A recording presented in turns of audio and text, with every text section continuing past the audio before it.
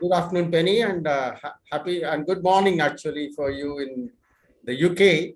And so it's very nice to have you again on the on the screen with us. Thank you very much for joining us. So Penny is also the chair of the department, which looks at geriatrics and gerontology. So she's the chair of the special interest group on aging in Africa, Asia, and Latin America of the British Society of Gerontology. And she's also a member of the editorial board in the European Journal of Development Research.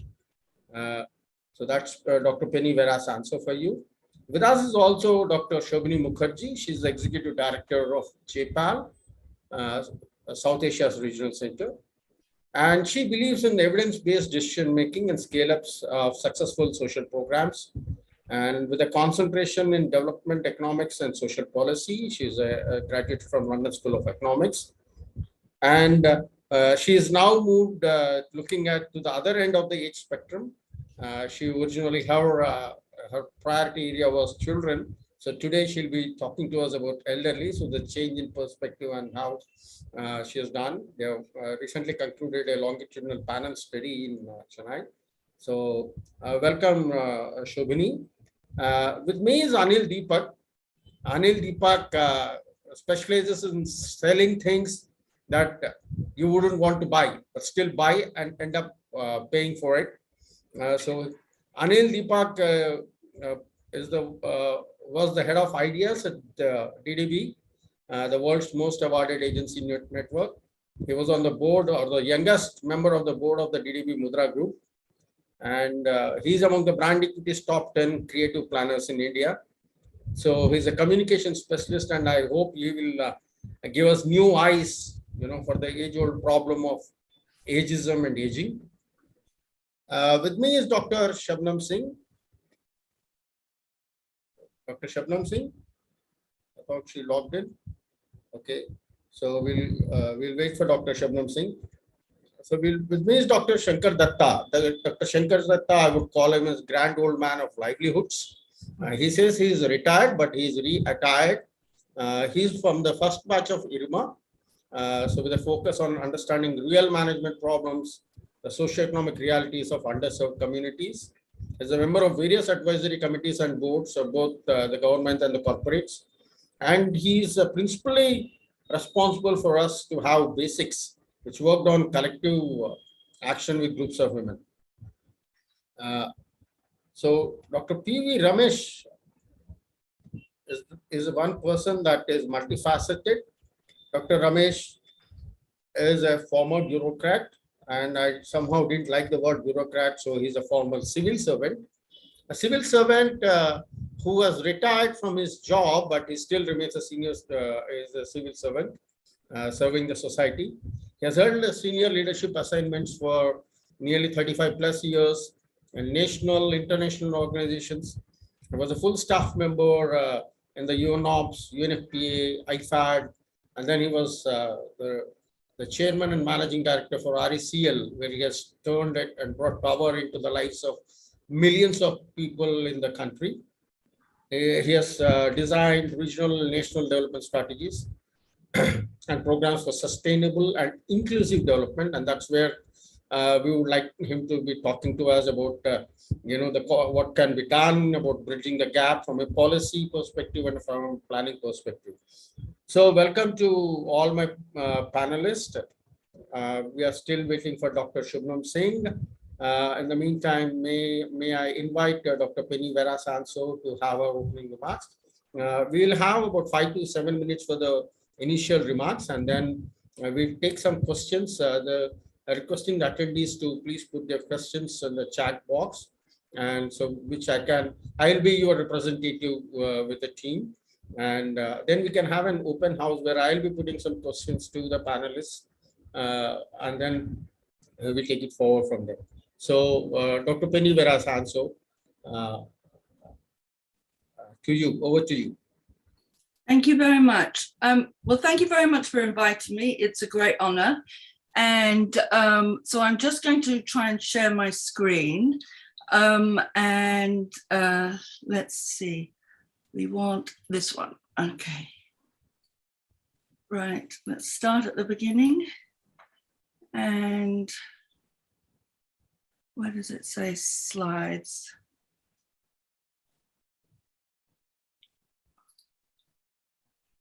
You can tell I haven't talked for a while. Okay.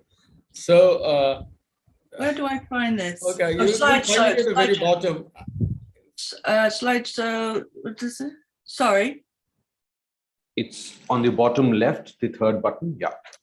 Got it. Okay. I hope do you see what I see? I hope it's working okay. Yeah.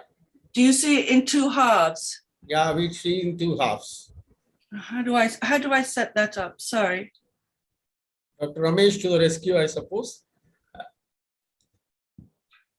I think we'll just go with that, Dr. Penny. Okay, so we will. All right, so if we can go back. All right, so we'll go to this one here. So first of all, this is going to be about ageism, abuse, and the needs to mainstream age audits. And this is based on research that I've been doing since 1989. I've had about 30 years of research in India, which many months, 20, I don't know, and then 7 years. Anyway, a lot of field work. So what I want to start with is I want you to look at this picture here and tell me, how old do you think the woman is? Do you see her? What is she doing? How old do you think the woman is? So if you could just raise your hand in the that you have there and just say, do you think the woman is about 40? And Rajeshwar will just do a quick count up. Sorry. This is now appearing on more than one screen on my thing. So Rajeshwar, have you managed to do a count up? Have people done? Yeah, I think a majority of them feel that she's around 40, middle-aged. Right, okay. So what you're doing is you're looking at this woman, right? People are looking at this woman, Correct. right? Right. But actually, this is another woman who's in the picture who's stringing flowers. And the point of this slide is that actually even those of us who are tuned into the idea of older rights and so on, we all tend not to see older people in a busy street scene, which this is. People tend not to see older people, and people's eyes are drawn to younger people. So younger men, younger women, middle-aged, but not older people. They've become invisible. And that's to do with the fact that we all operate with very strong ageist stereotypes. All of us do, even those of us who are working at this for years, we're doing it. So what we have is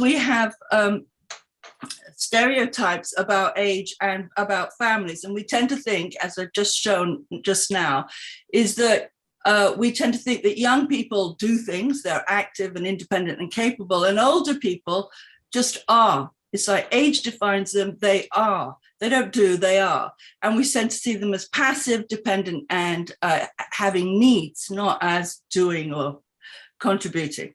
And so for that adds up to the idea that families should be supporting them. And we also have this idea that families are spatially located and that elders live permanently in a family-based household, in one family-based household, whereas in fact, the practice is very variable about how people live. And I can talk about that more if anybody wants to in the Q&A. But in fact, none of this is a good fit to reality for a significant proportion of the population. And so the question that we have to ask ourselves is, do ageist stereotypes make discrimination seem natural? And are ageist stereotypes vectors of abuse? Because this abuse doesn't just have to be physical, it can be, constraining people's lives significantly. So I want to talk to you about something that's happened in India and also is happening around the world. And it comes from two things, and that is the change of population control has changed families. And also there are inequalities that also contribute to what I'm going to talk about. So I'm talking about the shift from what I call short fat families, right?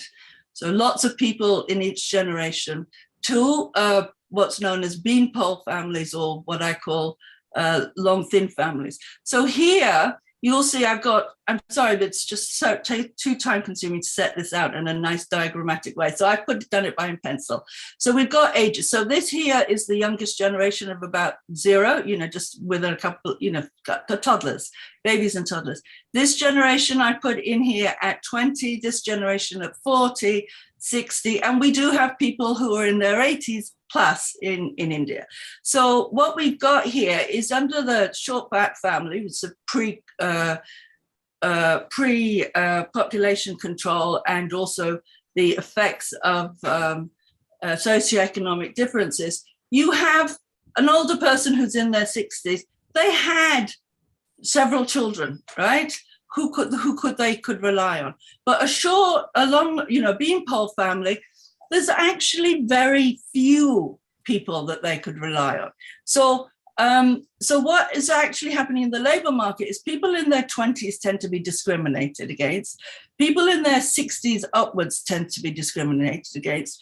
And people men in particular, in their 40s are at their prime in terms of income earning. But and the and what I'm going to tell you, the National Family and Health Survey 3 confirms this. Actually, what's happening is that men between the ages of 39 and 44 are starting to die off, which is why you get, by the time of 60, you get a lot of widows, right? Really high proportion of widows. Okay, so what's happening here is if we had that die off here, that 40 in this kind of family, there's plenty of support for older people. But in this kind of family, there isn't, right? These people are babies. This person's probably looking after it. He's finding it difficult to get work, get well-paid work. She's now starting to have to enter the labor market, right? And he's finding it difficult to find work, and she's probably been in the labor market for some time. All right. So what's happening is that you have this situation where lots of people are now dependent on weaker people in the labor market. All right. So this idea that you have of the younger capable person should be looking after the older person, it's just not happening under these demographic structures. And with the degree of die-off, we can talk about why die-off is happening as well. So what I want to say is that there are no typical families. So this woman here is over 70. She has cataracts, but has no time to go into hospital to deal with it because she can't stop working. This is what she's told me, because her son, her only child, is a son who is disabled. He has 2 children, and his wife is died. So she is now effectively the only earner in her family. So she can't. So accidents, ill health, excess mortality erode family and kin networks, making younger and prime age people reliant on older people, especially older women, as much as older women and older people are reliant on young. Right. So here's an example. I have to say this is an unusual example in that this woman is selling flowers in the street and she's blind. She's obviously got support. People don't cheat her, and that's fine. Many people actually, so I'll go back. Many people actually have mobility problems. So people pull together, the family pulls together in order to enable them to work. And they get some, they're not dependent. There is some benefit from it. But it's difficult, and there are things that can be done about the difficulty. So I think, so when I did my research, I didn't do the what is it that older people need, right? Sort of that thing of what can we put into the older person? I did my research the other way around, is what does the older person contribute? And it was just amazing, the scale of what older people contribute if you think about the forward and backward linkages. So I'll just give you some quick examples. So they provide low-cost services to workers, right? So this woman here is outside of school. She's providing food both to other workers, as happens here, but also to the school children. This man is taking children to school on his cycle rickshaw. So he's actually they're actually supporting current and future generations, right? Which will support the economy in the global marketplace. This woman, she got a pension, which was 400, but her hut was 600 rupees to rent. So she had to go out and earn that. So she worked as a maid to pay for the rent. This woman here, these two women are outside a block of middle-class flats. Very interesting because both of them agree this business is her business, the younger woman's business. She's merely passing time. So this person won't register on census data or other data, right? Unless it's really carefully dug into, because she thinks she's passing time. But what she does is she checks all the laundry to see if there's holes, stains, burn marks, anything like that. So in a corporation, she would be the legal department. Okay, but here she's classed as just passing time. Okay, but clearly essential work and speeds up what this woman can do. Okay, so we've also got older people providing low-cost food for workers, and they're linking the urban and rural economies. And I haven't got pictures here, but they're farmers. They are in the wholesale market as wholesalers. And then they're also on the streets doing that sort of last mile in the, what's the phrase you have? Farm to fork, I think. This woman here actually finds it very difficult to stand up, but she, people deliver her family deliver her things, which come from the rural area that she lives in. The family deliver these things, she sells them. She's been there since she was 14 and, wants to continue working in that way. But again, there are some things that can be done. So there are low-cost inputs to industry that people produce. So these people, older people, are in a brick kiln factory. They're no longer able to work in the kiln, making the bricks, but they chop the coal that is used to cook the bricks. And then they're at the other end, chopping up the old bricks to make foundations and so on, and they're working in between as well. So here, I've just put this this picture in of a woman who goes from office to office cleaning the phones and the computers. But if you look around, and that was the point of the first picture, the question with the woman flower maker, is that if you actually look, you'll find older people are working in every sector of the economy, include from security and banking to shopping malls. In every sector, you'll find them once you start looking. So here's an example of their involvement in transport. We've seen them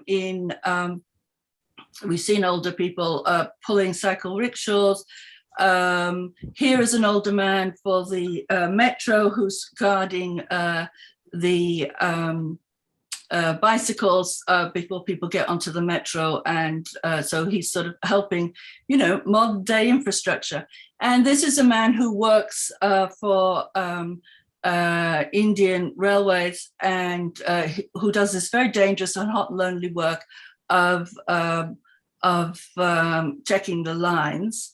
Now, the thing that's important about all these examples is that these are trades that younger people don't want to do anymore. And the reason they don't want to do them is because they have better opportunities. So older people are moving in to those places that are necessary work, but they're vacant. Younger people don't want to do them, okay, until there's a crisis. And at that point, when there's an economic downturn, younger people move down into these fields that the older people are occupying and effectively crowd them out, to use an economics term. So older people are basically a reserve army of labor. They go into necessary areas or they get washed out of them. Now, this shot you can see is taken in the evening. These people are normally there in the morning and they've found some work, and you don't get an evening shot like this. But in 2008, the young men came off the building sites because the building sites were short of cash for doing the building work, the development work, and they got taken, right? People come along and take them, and these people just weren't getting the work, right? They were available, but they weren't getting the work because people prefer to hire younger people if they're available. Right, so coming towards the end of this, So what we have is the dangers of ageist thinking. We can be harming older people's livelihoods because of that ageist thinking, because we don't realize what older people are doing and how important it is, not just for them, but for their families. And as I've tried to show, it is important for actually the national economy. And the other danger of ageist thinking is this undermining of older people's support networks that enable those livelihoods or their capacity to secure care. And we do that by sort of assuming everybody lives in one household rather than that they're working across all the networks, family networks that they can. And so we have to be very careful about what programs and policies and planning that we put in place in case we do this.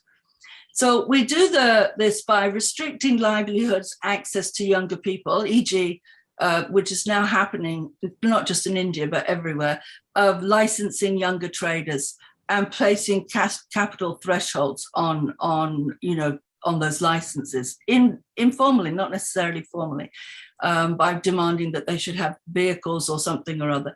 And so we're restricting older people's opportunities for a livelihood source, particularly with trading, which is adaptable to their capacities and needs.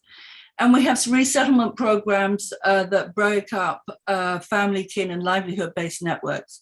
And this isn't just India, this is, around the world this is happening. We have allocations that are tied to location, for example, pensions that are not portable or other entitlements.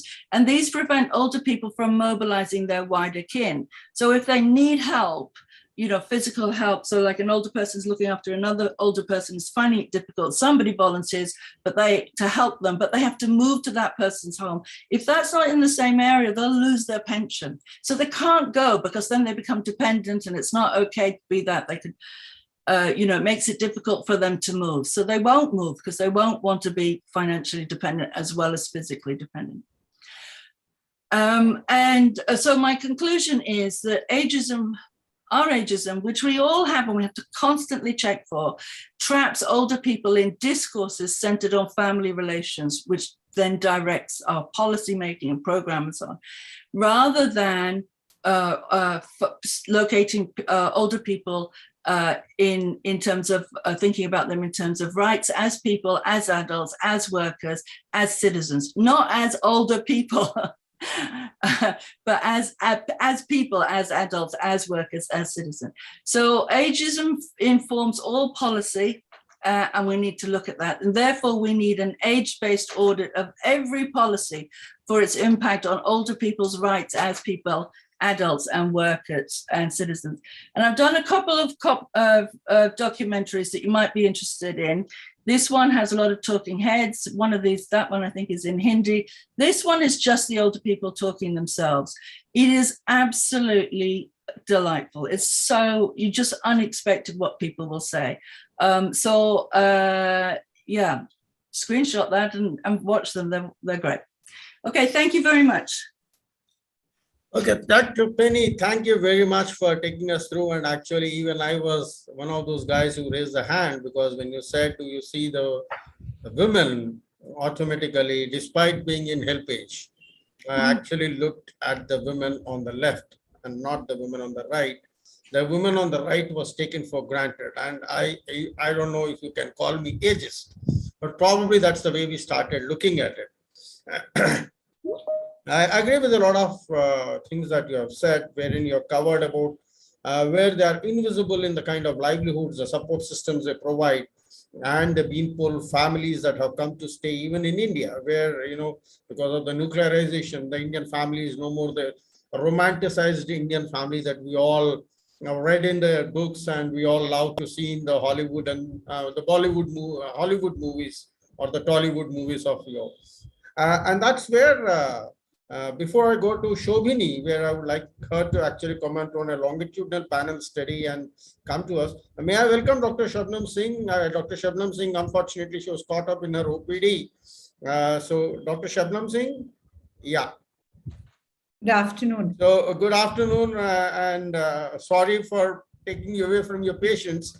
So Dr. Shabnan Singh is a clinician. She's a healthcare management and administration specialist. She is into capability building and skilling, and she works on healthcare policy and governance. She's been an advisor with the Confederation of Indian Industry, the National Healthcare Council, and she's on the governing board for the Health Sector Skills Council and Life Sciences Sector Skills Council. She's also a member on the National Healthcare Committee and the subcommittee on PPP, Medical and Public Health Education Policy. And we would like to borrow from her experience and knowledge when we actually hit some of those, where health becomes a livelihood capital, because health, catastrophic health expenditure comes in. Welcome again, Dr. Shabnam Singh, and sorry once again for taking you away from your patients. So over to you, Shobhini. Shobhini, you heard what Dr. Penny has said about the Beanpole families and all. So how does it gel with the longitudinal study that you have done as part of the Jameel Poverty Action Labs? Okay, so over to you, Shobhini. And we have about 5 to 7 minutes, if that's okay with you. Sure. So I take about 8 minutes. So I put a timer for myself, and you can always ping me if I'm running over time. But thank you. I think what I'm going to present actually resonates quite a bit with what Penny has just said. First of all, thank you, Rajeshwar, for including me in today's webinar with this list of distinguished speakers who have much more experience than me, especially when it comes to the focus on the elderly. So a lot of my research has been on primary and early years. This is a new area of work that we at the Poverty Action Lab are involved in over the last couple of years. So I'm going to now share my screen as well, and I have a very short presentation, 7 slides that I'm just going to quickly present.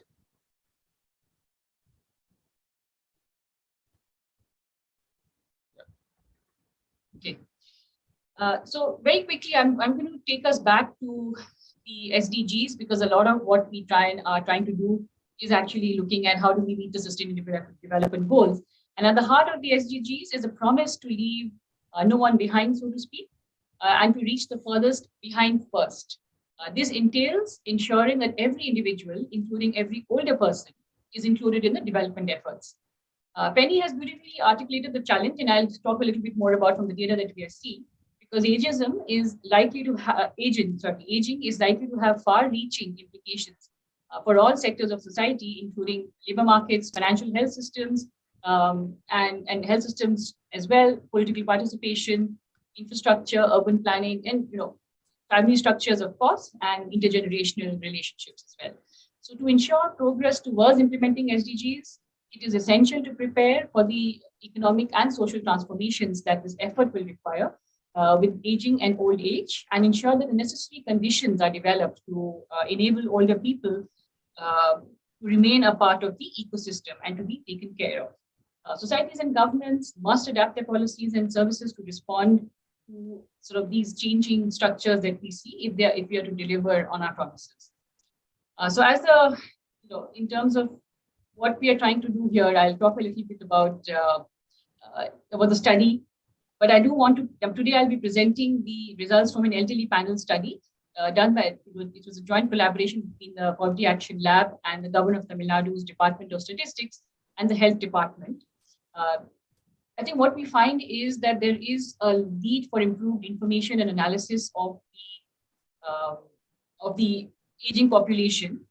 Knowledge is essential to assist policymakers to define the issue, to formulate and evaluate sort of what we are finding in terms of the programs, and to raise awareness and support for policy change. So we need good data, we need analysis, and we need sort of more insights on aging to effectively address the delivery spectrum of what we are finding.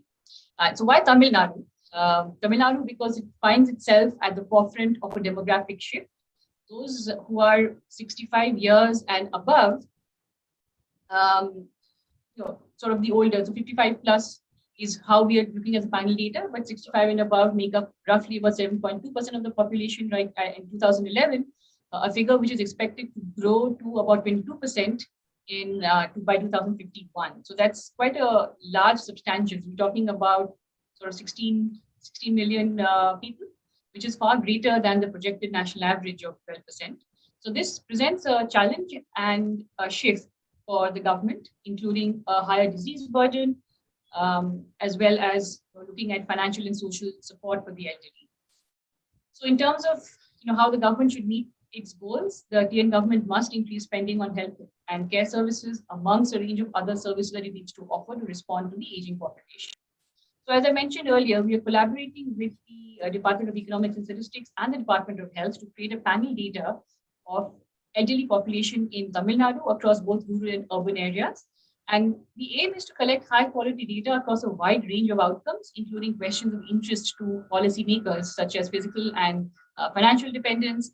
We're looking at the living conditions of the elderly, the employment status, taking up of the government schemes, including the old age pension scheme, looking at their mental and psychological aspects of aging, and their access to the public healthcare system. So the data that I present will be talking to some of these. I'm not presenting the whole set of what we found, but just a very brief synopsis. The interesting thing is that the government themselves are collecting this data digitally. We've equipped them, we've sort of worked with them to build their capacity to do this kind of data collection. And this data will also serve as a platform for other researchers, sort of use this data for running more solutions, testing more solutions in the future in terms of specific interventions designed to sort of help the elderly.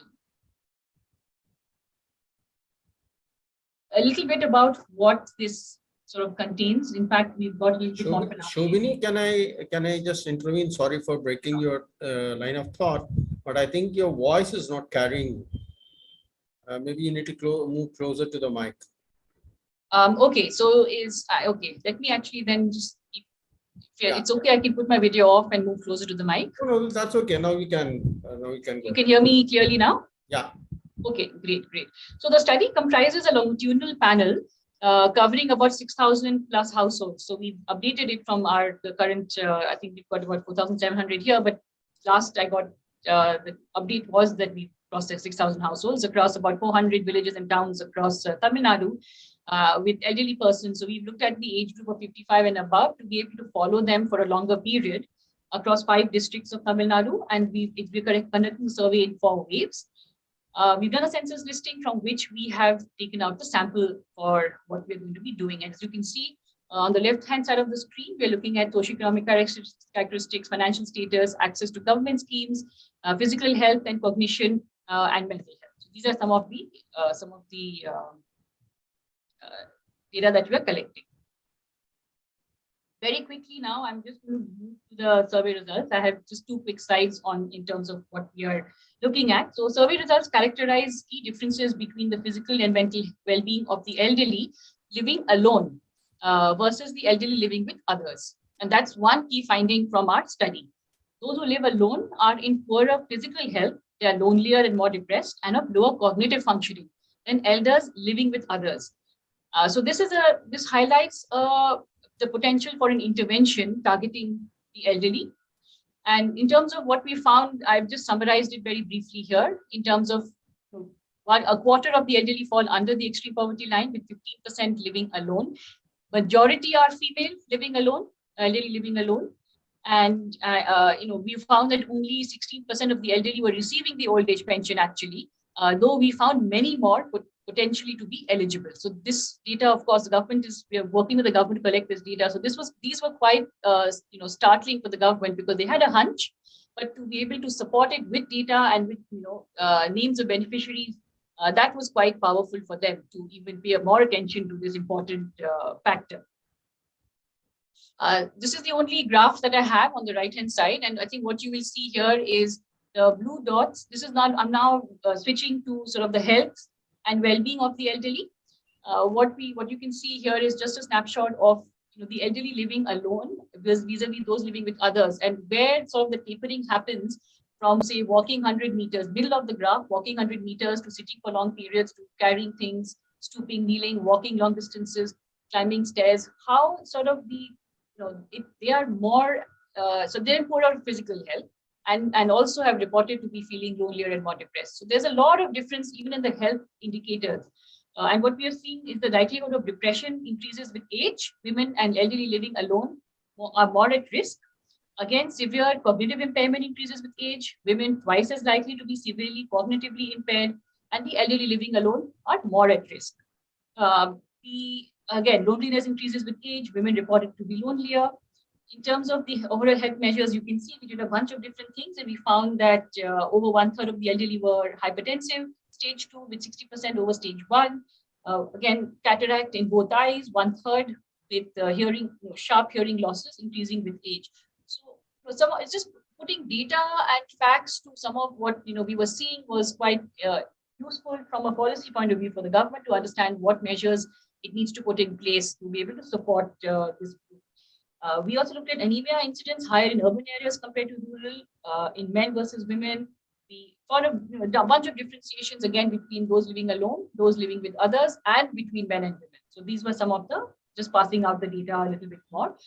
This is my last slide to say that it's not all gray. It is not, there is the silver lining. The senior citizen policy has been in in the works for some time now. It focuses on health and nutrition, social security schemes, livelihood, income security, housing and environment, for instance, safety and security, institutional care, awareness and education. So it's now, the draft policy was released in January 2022. I'll take 30 seconds more. I'm done with my 10 minutes. And I think the policy win for us has been that based upon this study, this longitudinal panel data that we are collecting, and actually the government has been a co-collaborator. So there's a lot of ownership and buy-in from the government's end. When Professor Esther Duflo, who's a professor at MIT, she's a co-founder of JPAL and a Nobel laureate, she submitted the suggestions to the finance minister of Tamil Nadu on modifying the old age eligibility criteria for the OAP scheme. The government then basically revamped the scheme to expand the coverage to all deserving beneficiaries. So they went from an exclusion to an inclusion. So by default, everybody above, say, 60 is included. But then, of course, unless you are in a private pension, and then those things kick in. So it's not the other way around that we're very used to saying that, if we are giving everything, people will, why are we giving it for free and all of that. So this was like a remarkable change even in the mindset. And this is a success case when the political will and the bureaucratic intent align. In terms of moving forward, what are we doing with this? We are looking at a few interesting things, some upcoming studies. We're looking at machine learning for health screening, where we are looking at developing an automated screening tool that uses machine learning to predict the results of these expensive gold standard diagnostic tests. And then to lower the cost, make it more affordable. And the government themselves have launched this scheme to bring healthcare services to the doorstep of people, which is called the MTM, the Makalai Teddy Maruthuvam scheme, and this is useful because for the elderly, given the limited mobility and healthcare needs. So we're going to evaluate that scheme as well. So this is where I'll stop. Thank you. Thank you, Shobhini, for actually, our worst fears that we feared for and HelpAge India has been working for, where elderly left alone are into isolation and therefore have various other attached issues, for bringing that out from your longitudinal study. And it also sits pretty much well with, as you rightly pointed out, with what Dr. Penny was saying about the invisibility of people. I mean, the government sources may know that we may not be reaching out to everyone, but still they would like to kind of ignore that and move ahead as nothing has happened.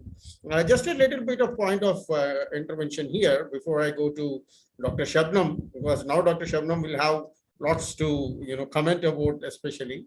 HelpAge India has been working with the elderly, forming the groups.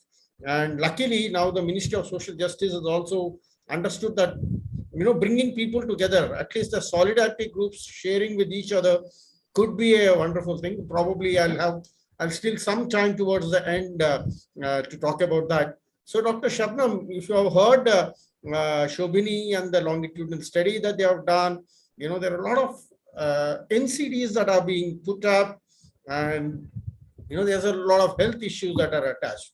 And when I'm talking about, before you joined us, I was just talking about how health becomes a very important factor in both promoting incomes, reducing the risk and reducing the cost, especially when something like a COVID happens, which is something that nobody would want, but people landed. So something about public health system and how you see the whole thing working, the gaps, etc. So your opening remarks on that, Dr. Shubnum. Thank you, Rajeshwar, and I was absolutely delighted to listen into the conversations and the insight and fantastic research work that has been done. So I'll divide my opening remarks into two bits. And one is as a clinician, and then the other one is sitting at the policy as well as the training piece. So as a clinician in the hospital environment, we walk through a very, very difficult and tight walk with patients. So whenever an elderly in the family falls sick, very typically they come in with strokes, falls, and cardiac issues when they come into the hospitals. Now, at that point in time, the entire family gets together, they bring the patient and the person comes into the hospital, they're admitted, they'll turn around and tell you, do whatever it is to get my parent on their feet again, right?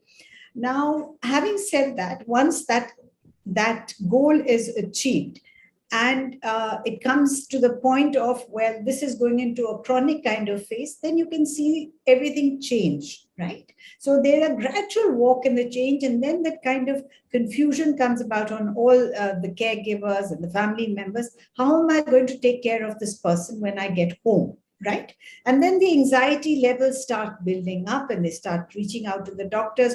Okay, how do I take care of this person when I go home? I just have one maid in the house, or perhaps I don't have anybody. Do I get somebody, etc., etc.? And that is where it becomes extremely difficult as a clinician, because you know very well the cost involved in taking care of the elderly. So even as small things, you could have had an absolutely perfectly normal person going home, but the person at that age requires a substantive amount of time for caregivers to spend with them, to give them the confidence back again, to get back into normalcy of life, right?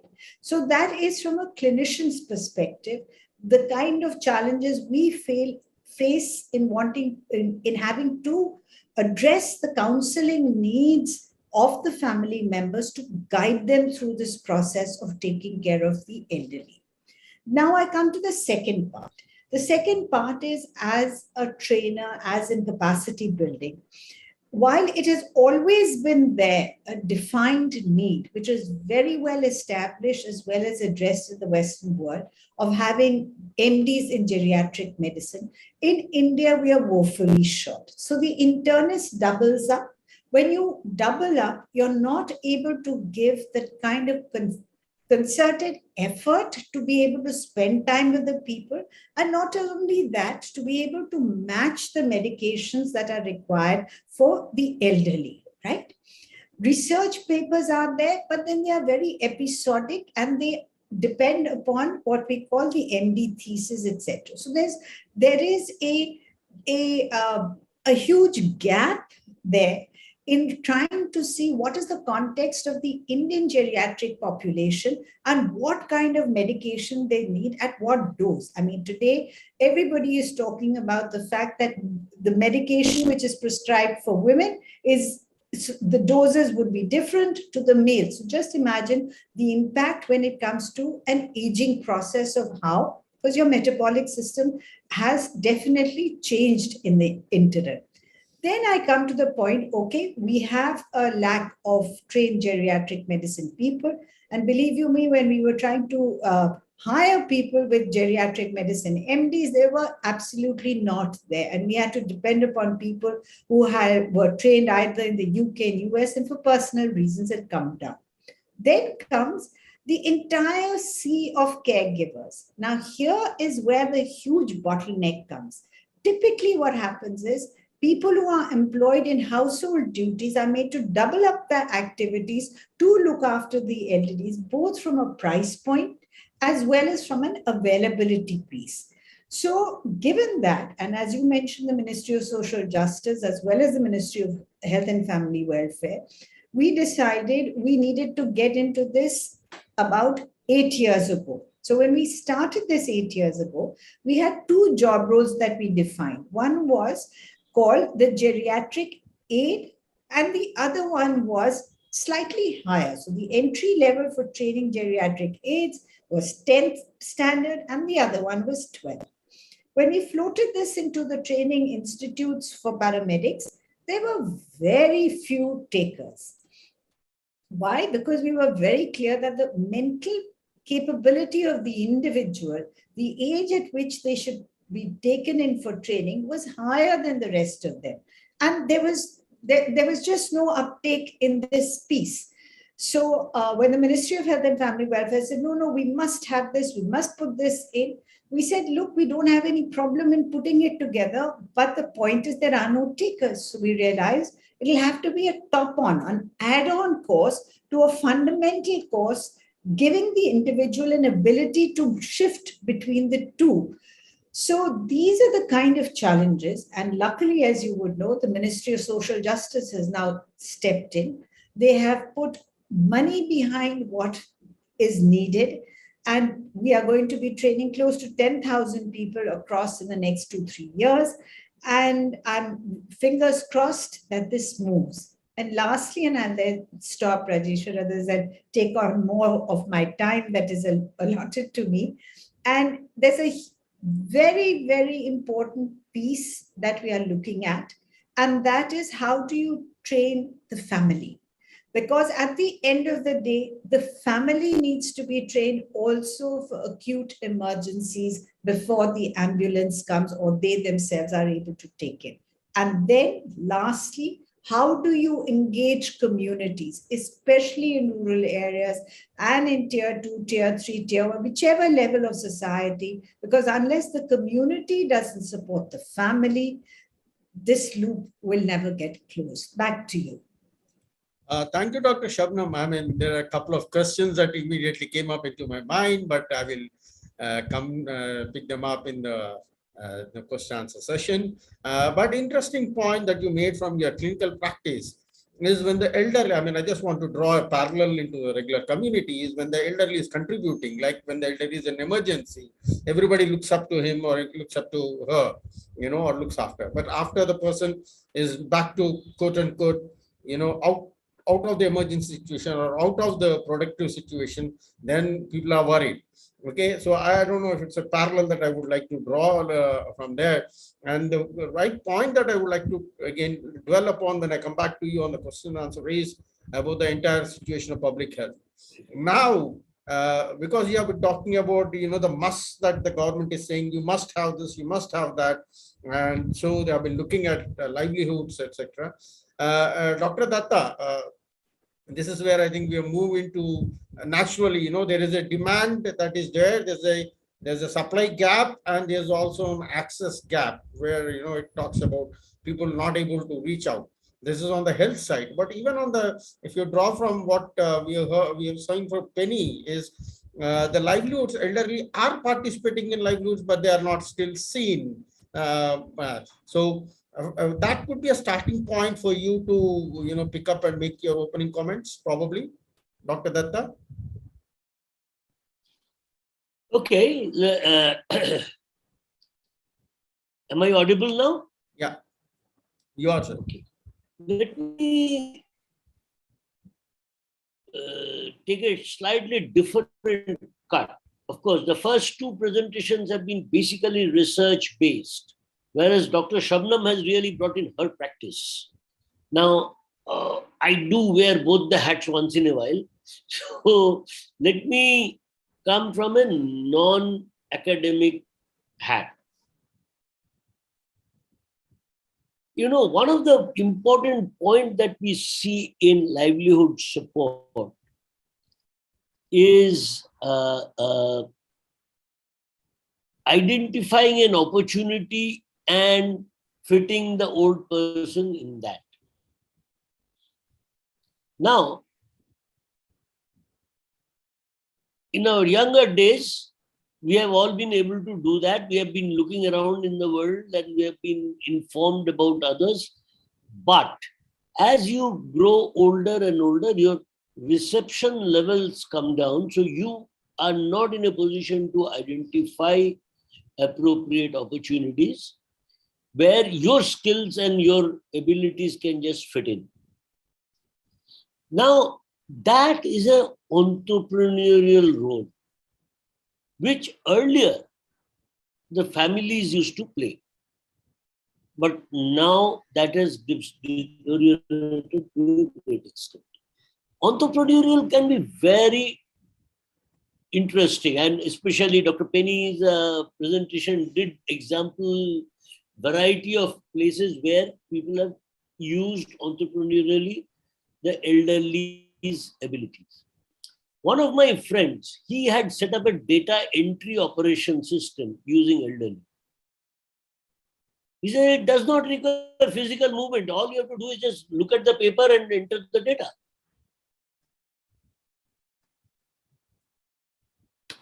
Okay. And this I'm talking about pre-2K. That is, that's a time when there was a huge amount of data entry work which had to happen. And she said, here there is an opportunity. Let's use it.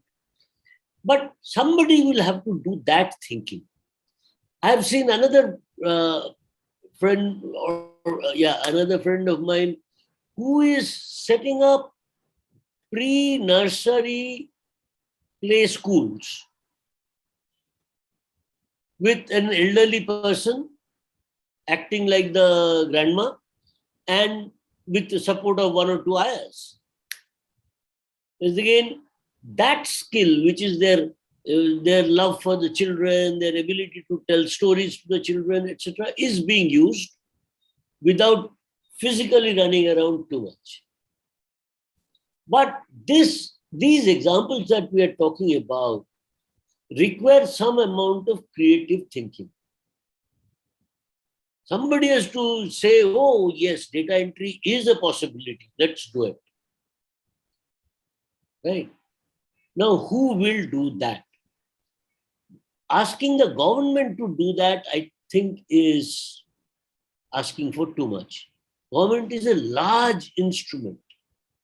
It can facilitate if somebody comes up with a good idea, but it cannot come up with great ideas himself, except maybe there will be some special people like Dr. Ramesh who are more exceptions than norms. Okay, they will come up with creative ideas, etc. But government as a system cannot. So that is where we need agencies like HelpAge India to play that role. Come up with creative use of the elderly's time. Okay. And that would be a very useful service for the elderly, because it has two functions. One is it keeps them engaged the whole day, enjoyably, without physically straining themselves. Okay. And at the same time, it is playing a role which is for the society, which is helping the children. And also the family does not feel burdened with an old man. I have seen another example, which is, this was in Satara, Maharashtra. There was a cattle health camp which was created, where during the drought period, cattle could be brought to the health camp, and they will be provided feed, and there will be veterinary care, etc., etc., etc. Government provide. But, from within the family, they will bring the cattle, put it there, and then the young men will disappear. They will have to go for their own work. But who sits there the whole day? The old man. Okay. The old man sits there the whole day. Possibly the daughter-in-law brings her food and gives him something. But that's just a supervision work. He doesn't have to do anything more than just supervise, because there are already veterinarians and other support staff who are working there. So, but identifying these peculiar functions will be one of the very important role in supporting livelihoods of the elderly. The second important point I wanted to raise is also what Dr. Shubnum has already raised, which is induction of the family. The family needs to be told that this is a part of their role. It's not just a legal requirement that you have to take care of your parents. Now, this is again a very long process. How does it happen? Now let me compare two of my cousins. In one of the cousins' house, the grandparents also lived. So the children from that house, right from their childhood, have seen elderly being taken care of. So as a result, when they have grown up, when their parents have grown up, my cousins are also all fairly grown up, they do take care of, their children do take care of them in a much more loving way. Whereas in the other house, where there was no grandparents staying there, it's, oh, Papa, should we book you into an old age home? Or I can sign the check every month. It's a very different kind of a relationship. So this relationship is something that we, the middle-aged group, will have to create in our children. Right?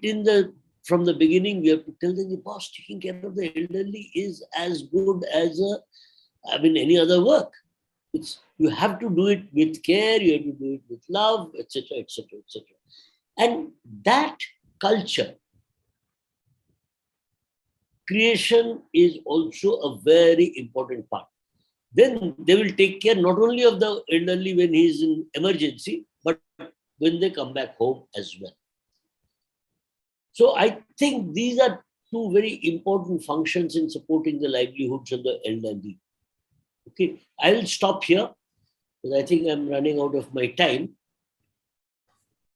Okay, Dr. Dutta, thanks for taking us through by your thoughts on how you can find entrepreneurial activities. So understand where is the gap, and then fit in according to the skills. Probably build up the skills, which I think we'll come to building up the skills probably at the later part during the discussion.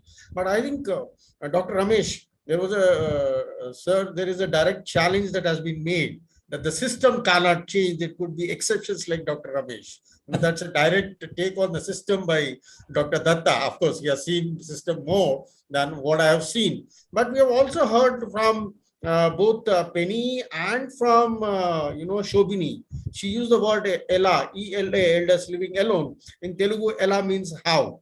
So so how do you think that this thing fit into the entire discourse that we are having on elderly incomes and livelihoods? So something for you to actually, because you have also been clinician, so you can join hands with Dr. Shubnum there. You have been a researcher, you have been implementer. So all in all, so probably you'll be motivating with more. Yeah. So over to you, Dr. Ramesh. Thank you. Thank you very much, Rajeshwar. First and foremost, I would like to congratulate you for this timely webinar, bringing everyone on the same platform, having very eminent panelists with very interesting insights on a topic that is not often talked about.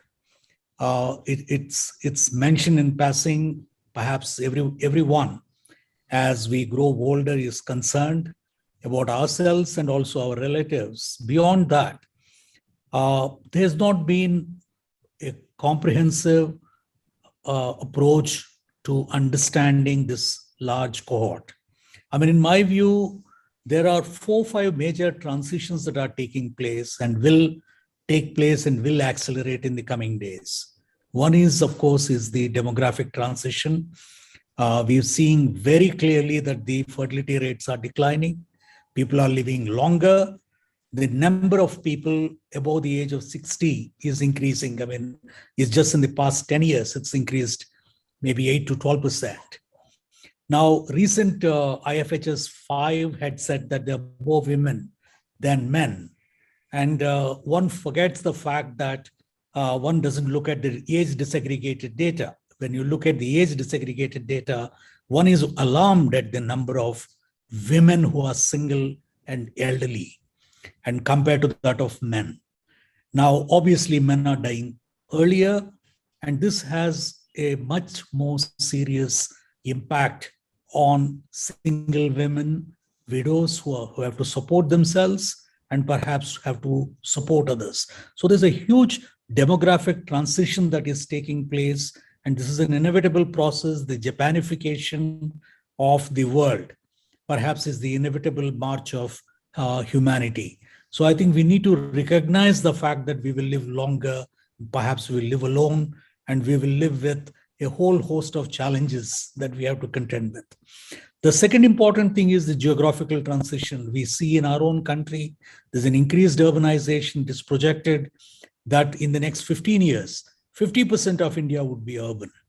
Now, more urbanization means more nuclearization of the families and or elderly getting left behind alone in the villages to fend for themselves.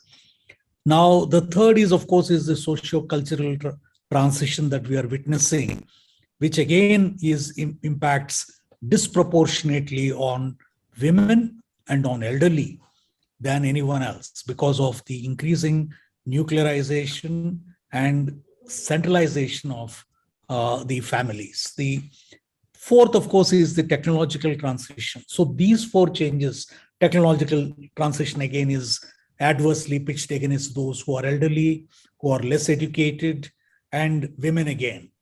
So, I mean, we're seeing this, this is an inevitable march in India. We have not really come to grips with this four challenges. I mean, this has a disproportionate negative impact on those who are poor, who are elderly, who are women, and all that. If I'm a poor, elderly woman, then I'm at the greatest disadvantage compared to anyone else, even a newborn child. Now, this is what we are witnessing along with the increased disease burden that Dr. Shubnum had talked about the communicable diseases. The longer we live, the greater is the non-communicable disease burden, the mental health. So you have a number of challenges that come together, and we have not recognized that this is a cohort, this is a group. I mean, put together in India from your own data, it says there are 2 Andhra Pradeshs. If you compile all elderly people and give them a state, it would be twice as big as the state of Andhra Pradesh, 11, 12 crore people. And majority of them, I mean, when we talk about retirement, we talk about people like you and I who are on this panel. I mean, people who are educated, who can find alternate sources of livelihoods, or those who have a pension, or they have a protected health support system. Now, we're talking about 2% of the population. And what about the 80%, 90%, those who are left to fend for themselves? Now, all that the government does is government has, as Dr. Mukerji had mentioned about the pension scheme. Now, I mean, again, here it's mostly government schemes are based on exclusion rather than inclusion. So a very small proportion is covered. Number two, even if I'm given a cash, I need a whole lot of goods and services in order to lead a reasonably decent livelihood. Now, who would provide me those services? So I believe that we have arrived at a history, and this is a very timely webinar. It's a very timely conversation, and I hope this conversation will be consolidated, continued, and sustained, and in fact stepped up on a much bigger forum. There is a need actually for, I mean, the still state has a big role to play, and the state generally sees this. I mean, there is no department for the elderly or the senior citizens. I mean, maybe people like me may not like to be called elderly, but the senior citizens, we don't have a department or an agency. I mean, this is mixed up with a whole host of other entities within the government. I think governments, number one, at a policy level, need to make a stronger commitment to this vulnerable group. And particularly in a country like ours, which does not have a social safety net for the vulnerable.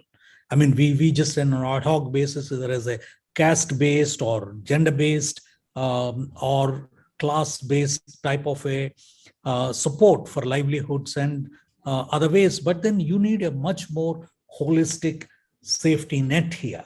You need healthcare, you need mental counseling, you need economic support, you need livelihood support, you need really a a productive future for the citizens. Now imagine in the next 15 years when 20%, 25% of the people would be above the age of 60.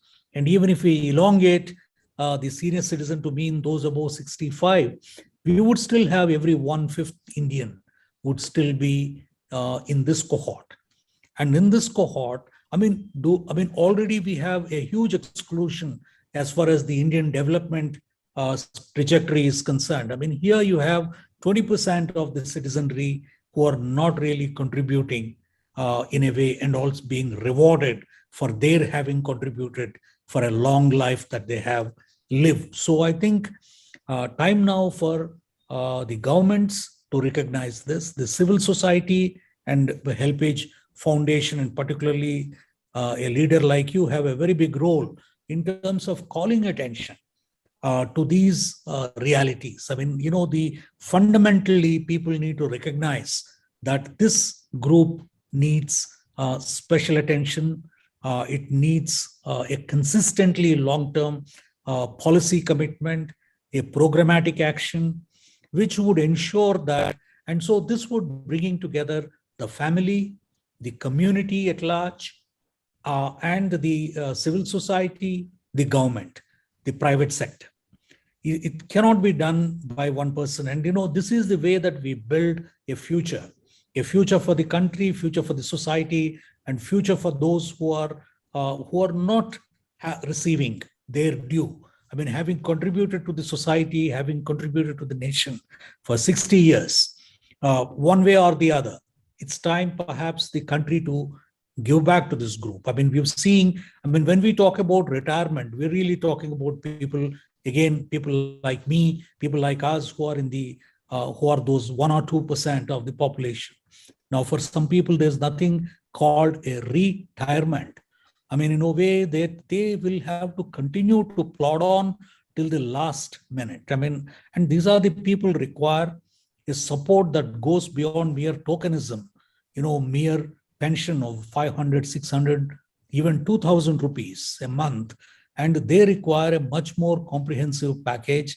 And I think an advocacy, a big advocacy is required from all quarters.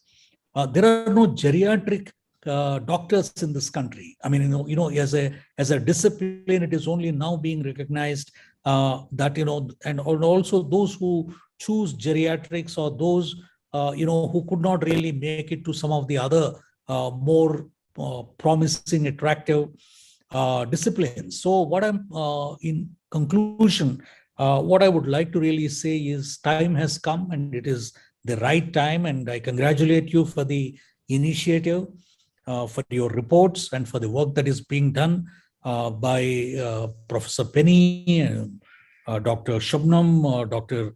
Mukerji, and Dr. Dutta, and I'm sure many, many others. We need to bring them together on a platform with the government, with the larger civil society, those who are influential, and particularly when majority of our political leaders are also senior citizens.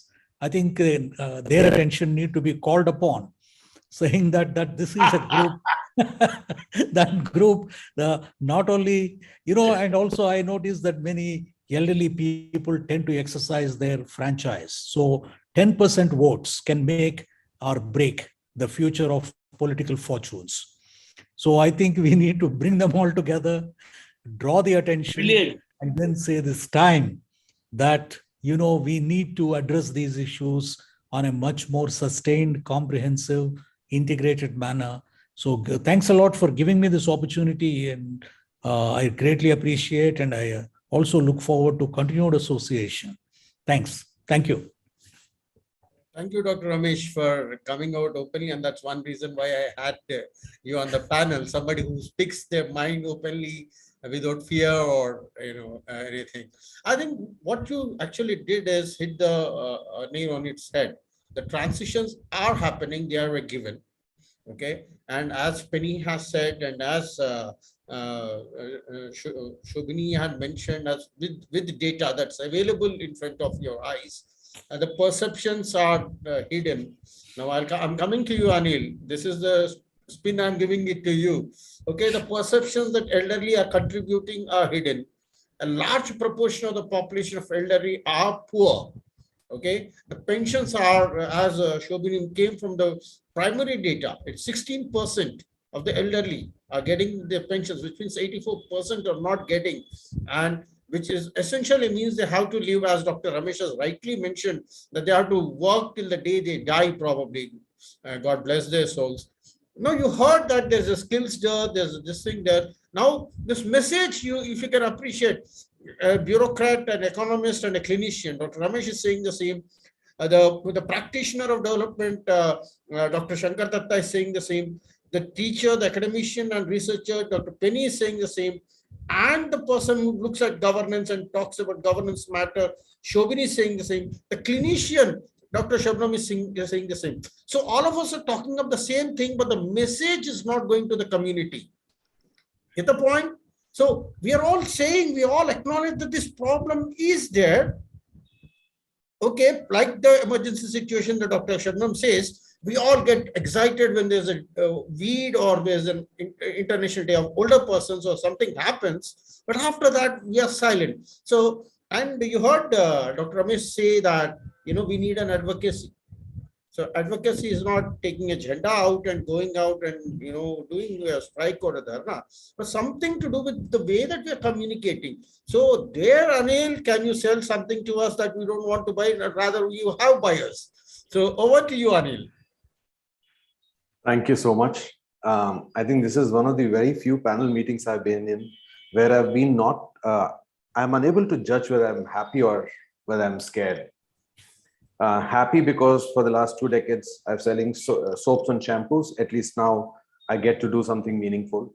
Scared because there's nothing happy about what you guys talked today. A lot of you got me thinking. The only person who stumped me was Dr. Shubnum, because the problem that she raised, ideas have no place there. So maybe what she said we cannot solve. But where the way we work in advertising is we don't depend on the state to solve our problems. We don't have extremely deep pockets. The greatest of ideas come when there is no money. So there are a lot of lessons that I took from advertising while listening to you guys. And I just thought my role in this panel should be to provoke action, which is where I think this is going to be a very new, old people who are going to, it's a completely new world, which is why we need new eyes for age-old problems. So I thought I'll look at the problem from a new set of eyes to see what is it that needs change. So I started where you called me from. The fight is with isolation, poverty, and neglect. If that is the fight we are against, you look at the problem, forget generation gaps. The young are a completely different species.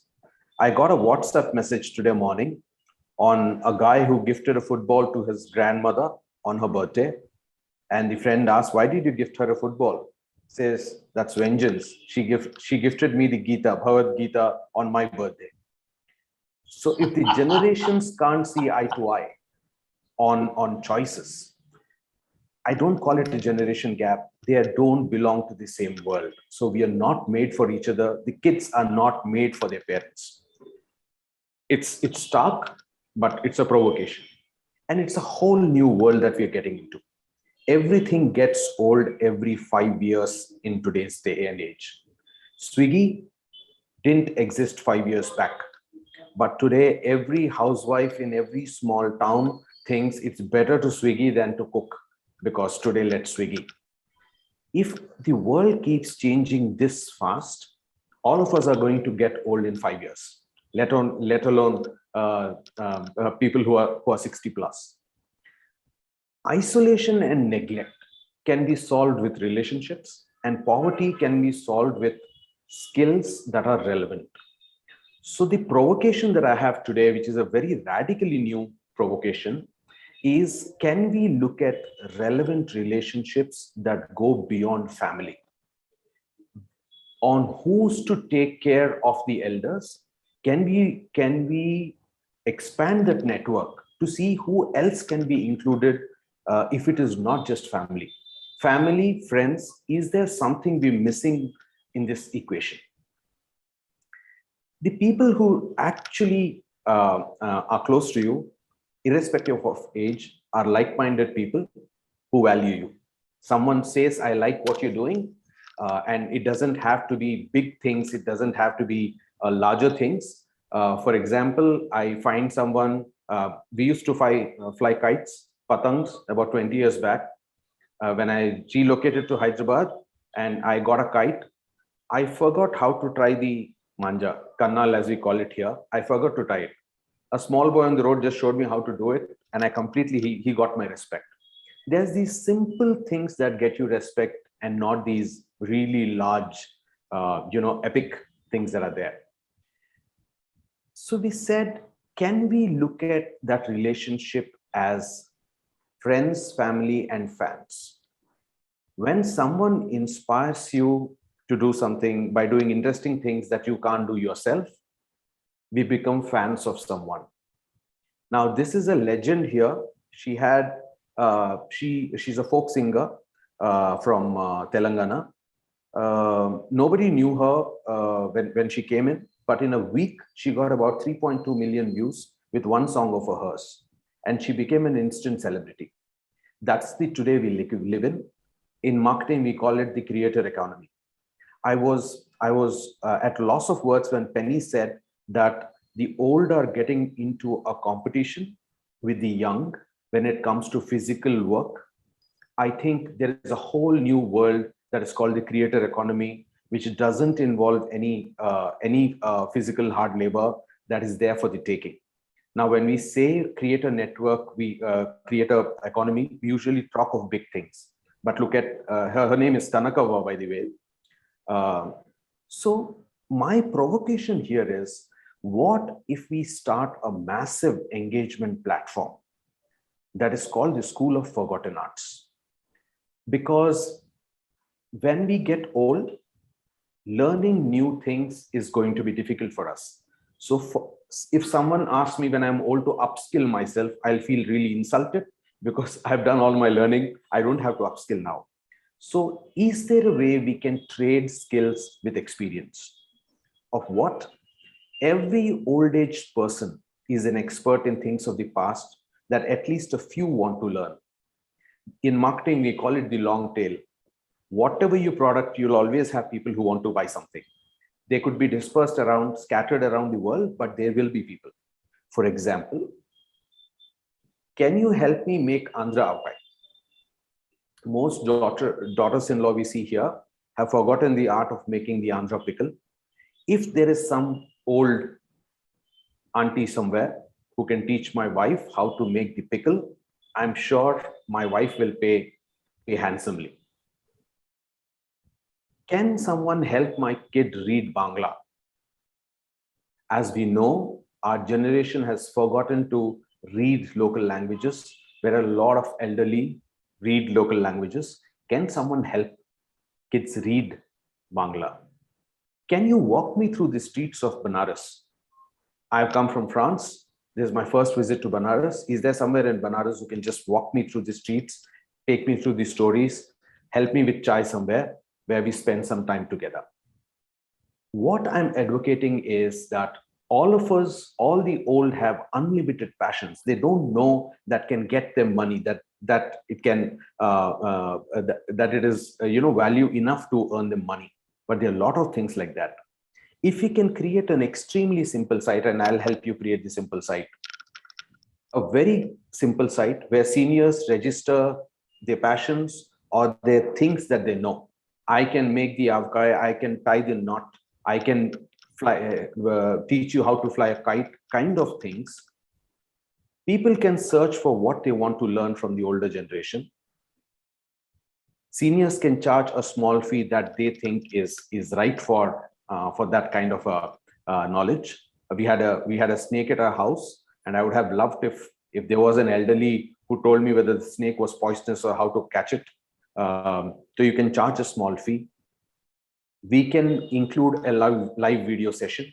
So I want to learn how to cook something, just switch on your mobile phone and you teach me. And once the live video session ends, where we share stories, a payment link appears, you pay, and the transaction is done. What we are trying to do, what we can do in something like this is isolation and neglect, where it is not about the kids who are home, not at home, or studying in cities. You are actually expanding the network to include whoever it is that wants to learn how to make earthen pots, and you engage them for those 30 minutes, 35 minutes, where, of course, because I don't know how to make pots and you're teaching me, I'm going to praise you, and that is going to be your fuel for a day. So, of course, we're taking care of isolation and neglect, and also by helping people charge for things like this. It could be a relevant skill that we could have. And as we know, health it has a lot of psychosomatic angles these days. And I won't be surprised if elders living alone, a lot of problems are manifested because of psychosomatic reasons than physical reasons themselves. And I'm the CEO, co-founder for an educational institution. So if you want to push, if you want to try, my platform is here to help. All the tech that I'm talking about, we've already invented it. It's already there in store. I can offer it completely free of cost. And we can see if this goes somewhere. But the attempt that I was trying to make was take out the physical hard labor, where you don't get into competition with the young, provide experience that the young don't even know exists, and include a lot of skills like that. I was surprised when Shobhini said about 24%, about quarter of the country, of the elderly earns less than 38 per day. I'm sure most of the skills that you can, as a teacher, that you can share here would be much more than that. You could earn much more than that. And I don't know if Dr. Shankar Datta's question about if there is a creative use of the elderly's time where the state doesn't want to ideate. I completely agree. The state doesn't want to ideate, but there are people with ideas, and we could maybe take the first steps. So that was my provocation about a platform that brings strangers together using just experiences and none of the skills. Maybe it will pay too. Thank you. Okay, thank you, Anil, for that wonderful disruption that you have done. Actually, probably because we'll start with the youngest first now. No ageism here. But there's something seriously still wrong, because most of the elderly are from the unorganized sector. So yeah, they may have skills, etc., but still they have to survive. So these people coming from Benares, etc., may be an issue. And that's where probably I'll go to Dr. Shankar Datta. Dr. Shankar Datta, you have been a disruptor in your life, wherein you challenged access to financial inclusion and earn livelihoods through BASIX. Can we do something of that sort with the elderly that we're talking, in addition to what the disruptions of building up the network that Anil is talking about? What do you see is the future for elderly? Can we get them into groups like HelpAge India is doing? Can we do some kind of financial inclusion for them too? So getting more into the income and poverty thing. I'm not sure if we are talking about only financial inclusion, but I think, again, I'll repeat back my point that, somebody, the elderly will be able to say that I know Benares. That's it. But somebody has to put the 2 plus 2 together and say that, yes, here there are few elderly who are in Benares, and here there are foreign tourists who are coming to Benares. How do I put the two together? That's a thought process. That's not just a data process. Similarly, all the examples that Anil was talking about, somebody has to play that role. And I would really love if Ekluvya can also put in another view, which takes these data sets and creates new job opportunities or work opportunities. That network will be very powerful. Yes, only issue will be was the size. That network will not be very large. Getting people is a tough. So, Dr. Dutta, I think we are having some network issues with you. If you can hear me, I just wanted to see, like we have heard Aneil now. You have been teaching in Azim Premji, you have been teaching with Irma, you have lots of patches of Irmas there. How can we actually increase the ambassadors who will talk about, including elderly? I mean, not just financial inclusion, even building up networks. Okay, people, I mean, youngsters like Aneil who can come in. How do we expand this network? How do we have ambassadors who are going to talk about the problem? Because currently it's only 6, 9, 10, 15 of us who are doing it. How do we increase? So as an academician, now I'm asking you to wear the academician practitioner kind of a cap.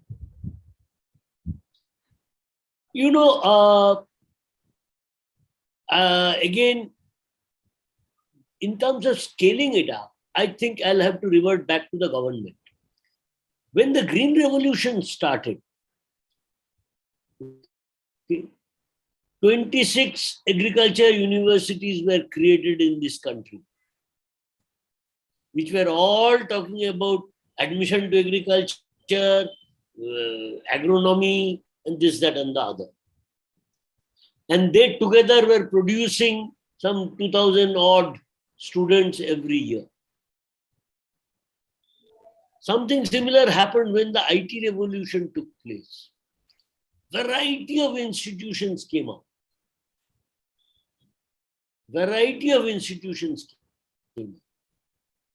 And they all started doing training in IT. So we have large volume of people who are, if not IT savvy, at least knows the word IT. So that's the way we can really actually increase the volume. It will have to be done at a very large scale. There are costs involved. In case of commercial products, there are advertisement revenues, which are again computed on the basis of the projected sales. But in these kind of social causes, it's difficult to get that revenue. So that's why I'm saying we have to rely on either the state or possibly philanthropic organizations. Yes. Anil, you have your hand up. Is it by chance or you wanted to come in? I just wanted to, on how easy it is to make money in the creator economy. I just wanted to throw an example there. I'm sure none of you must have heard of this guy called Lipstick Brother. Lipstick Brother. Okay, no. So Lipstick Brother is a guy in China, and his job is to unbox new products on YouTube and tell his viewers whether to buy the product or not. So this year, Alibaba, which is like the Amazon in China, they had an annual sale day. So they asked Lipstick Brother to unbox a lot of their things and tell his viewers whether to buy it or not. Lipstick Brother, in a single day, sold $1.9 billion of products through his viewers. And all he does is opens up packets and tells them whether to buy or not to buy. I don't think, in terms of trusting, there is anybody in India who trusts an older person when pitched with a younger person. We would always trust someone who's old and say, "Arey, ye bol raha hai, to maybe he's right." So in the creator economy, the kind of opportunities that are there for people to make money is huge. So there is no negation there. There is no negation, Anil, on that creator economy that you're talking about. But the number of people that can actually act with that creator economy or interact with that creator economy. Unfortunately, probably 20 years from now, there would be many more elderly like me who may be able to interact with the creator economy. 20 years, I mean, it will only another a decade for me to reach there. But going back to Penny, I hope you're hearing me. Is you heard about the creator economy, you heard about Dr. Dutta talking about how we can create a army of people, but at the same time, probably three of us, I can put me on your side, are probably looking like the leftist, not the moderate. Is what I'm trying to say is there are many people who are far below the poverty line, who are surviving on a day-to-day basis, and they are fighting this particular perception that every elderly is bedridden and needs a caregiver kind of a thing, when 90% of them are not bedridden. I mean, by Indian government statistics, it says about only 8% of elderly are bedridden or homebound. So, and still they need to work. Some of them may get into the disruptive thing, but what we have in the problem is the entire question, because I've been following the chat also, is the entire question of digital equity. We have not yet reached the state of digital equity. And just to draw from the current the study that HelpAge India has recently done, commemorating the week, health is now digital. Thanks to COVID, no, you cannot expect a physician or clinician to even touch you. So now even those consults have become digital, but most elderly are not able to access, that. I mean, I'm coming from a simple point of having a primary consult, okay, and primary consult nowadays, I mean, government still a problem. So there's this huge entire digital equity. Then there is the entire equity issue that Dr. Ramesh alluded to but did not expand on. It is India is a huge land where there is diversity. I mean, adverse diversities, if I may call them, okay, where we have about a huge population on the at the bottom of the pyramid.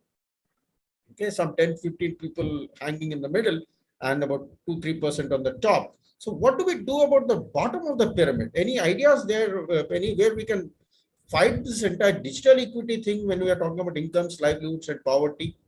I can appreciate isolation, neglect, and therefore I am fully with Aneil, and probably HelpAge may reach out to him and use it.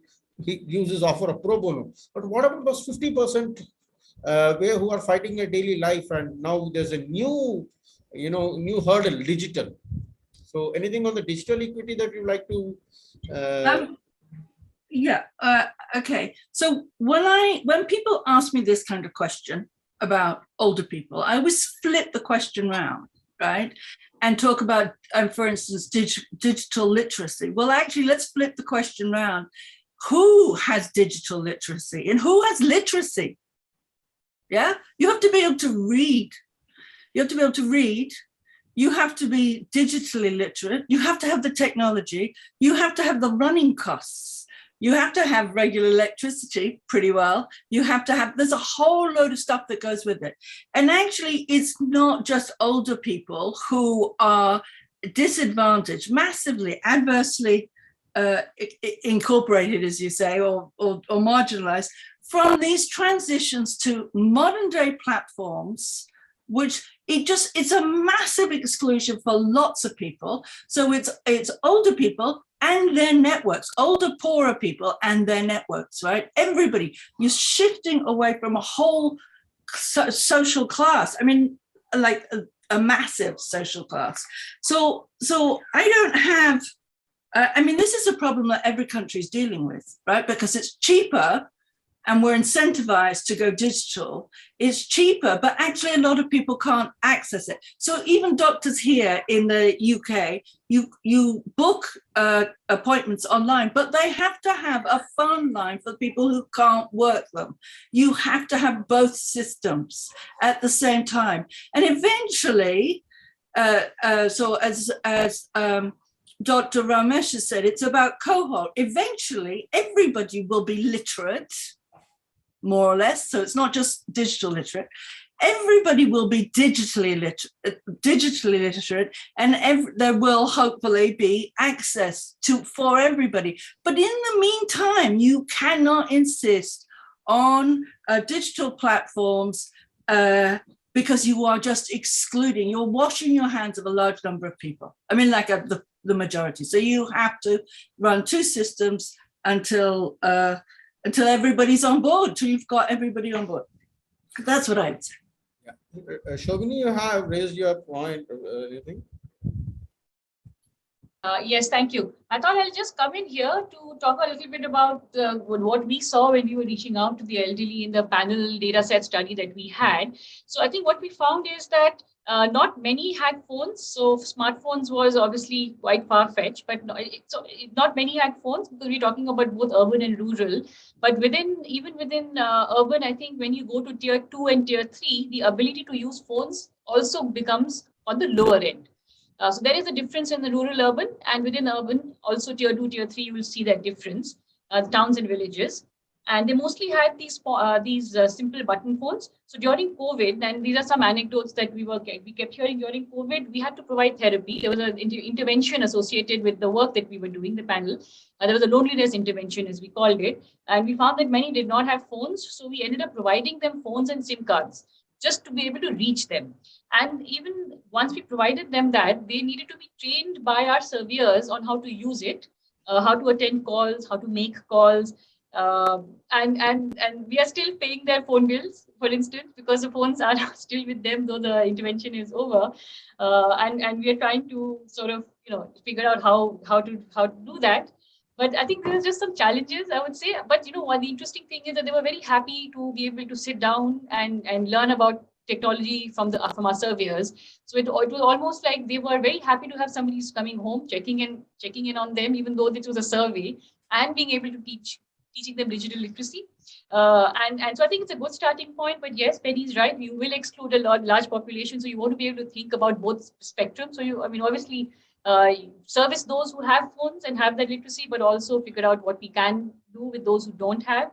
And then, I collect a lot of data, but from a personal anecdote, a live example for me is my 82-year-old grandaunt who lives by herself alone in Pune. She cooks for herself. She refuses to have full-time help.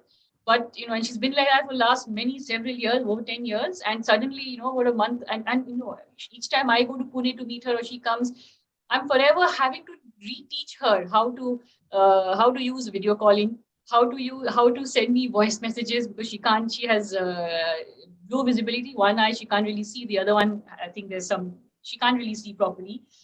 Hearing loss, so she can't hear she can't hear and see too much. So these are some challenges. I think it's interesting. And last month, for instance, I was listening to Dr. Shubnum. Last month we had to scramble to actually get a 24/7 for her because she suddenly developed vertigo overnight. To get that care to her doorstep it just took me about 4 to 5 days of endless phone calls to several agencies to even organize that. So healthcare, the doorstep delivery, for somebody who's living in Pune, relatively well off, to do that, I think was just like enormous amounts of, and we needed it. I think I needed a lot more sort of training in terms of what care, how do you treat it. I was talking to 5 different people, including a neurologist. So it was quite crazy. So I think there's a lot of these. And if I'm struggling, I'm not sure how people with lesser resources, how would they be able to handle such situations? Okay, exactly the point I actually wanted to check with Dr. Shabnam and Dr. Ramesh. I'll come to you in a minute, Dr. Dutta, unless it's pressing. I'll put in a question to both of them in the meantime. You can come in so that they need some. I just want to add a little bit. Yeah, go ahead. This issue of digital divide cuts across age. There is a phenomenal amount of digital divide even among children. So it's not just a geriatric problem. So I actually wanted to put it that the divide starts at a young age and continues till the time they die, from the cradle to the grave. So therefore I said adverse diversities. Okay, so I didn't want to go further into it. We can have a chat on that. But I think we both are talking on the same thing. A specific question to Dr. Ramesh and Dr. Shabnam. You have heard, and also there's been a question from the invitees. We have looked at this entire spectrum of people. Where Shobhini has talked about, and she said, if I am not able to access, what about the poor? Okay, what about those marginalized people? Now, you have been doing some wonderful work, Dr. Shubnum, from CII, but there's a huge startup family in caregiving, okay? But as you and I and everybody on the panel and other invitees probably know, this is something that not everybody can afford.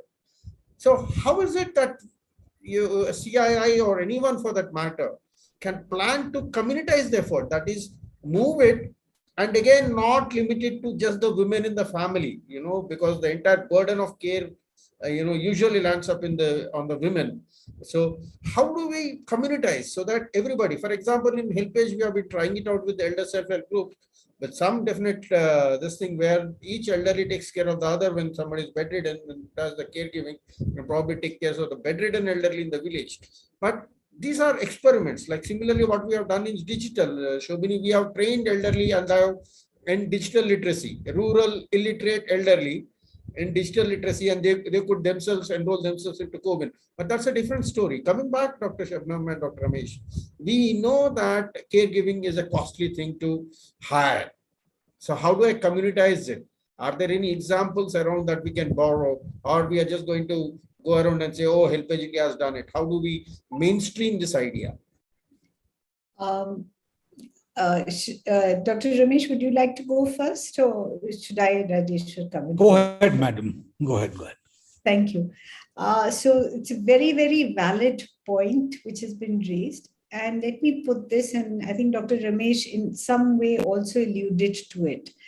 Healthcare per se in our country, right, is not limited to the demographic age groups, right? There is a paucity of it from cradle to grave, as you said it, just understanding basic health care. So around 2010, 2011, what we did was we developed a course in which it's an optional course as of today, but going forward, we are working to make sure that it is embedded in the curriculum of schools, right? And the program, which is now running in 24 states, is when you're between the ages of the 9th standard and the 12th standard, you're given an option of 4 job roles, healthcare being one of them, to be trained as a general duty assistant. And the purpose behind this particular piece is that when you train a child over a period of 3 years for 650 hours, you are instilling all elements of healthcare, including looking after your elderly parents, grandparents. Because as I mentioned in my opening remarks, what is the first thing that happens with the elderly is they'll fall and they'll break their bones, or they will have a stroke, or they will have a cardiac episode. So you need to train the family and the community into what we call acute and basic life support. That's part one.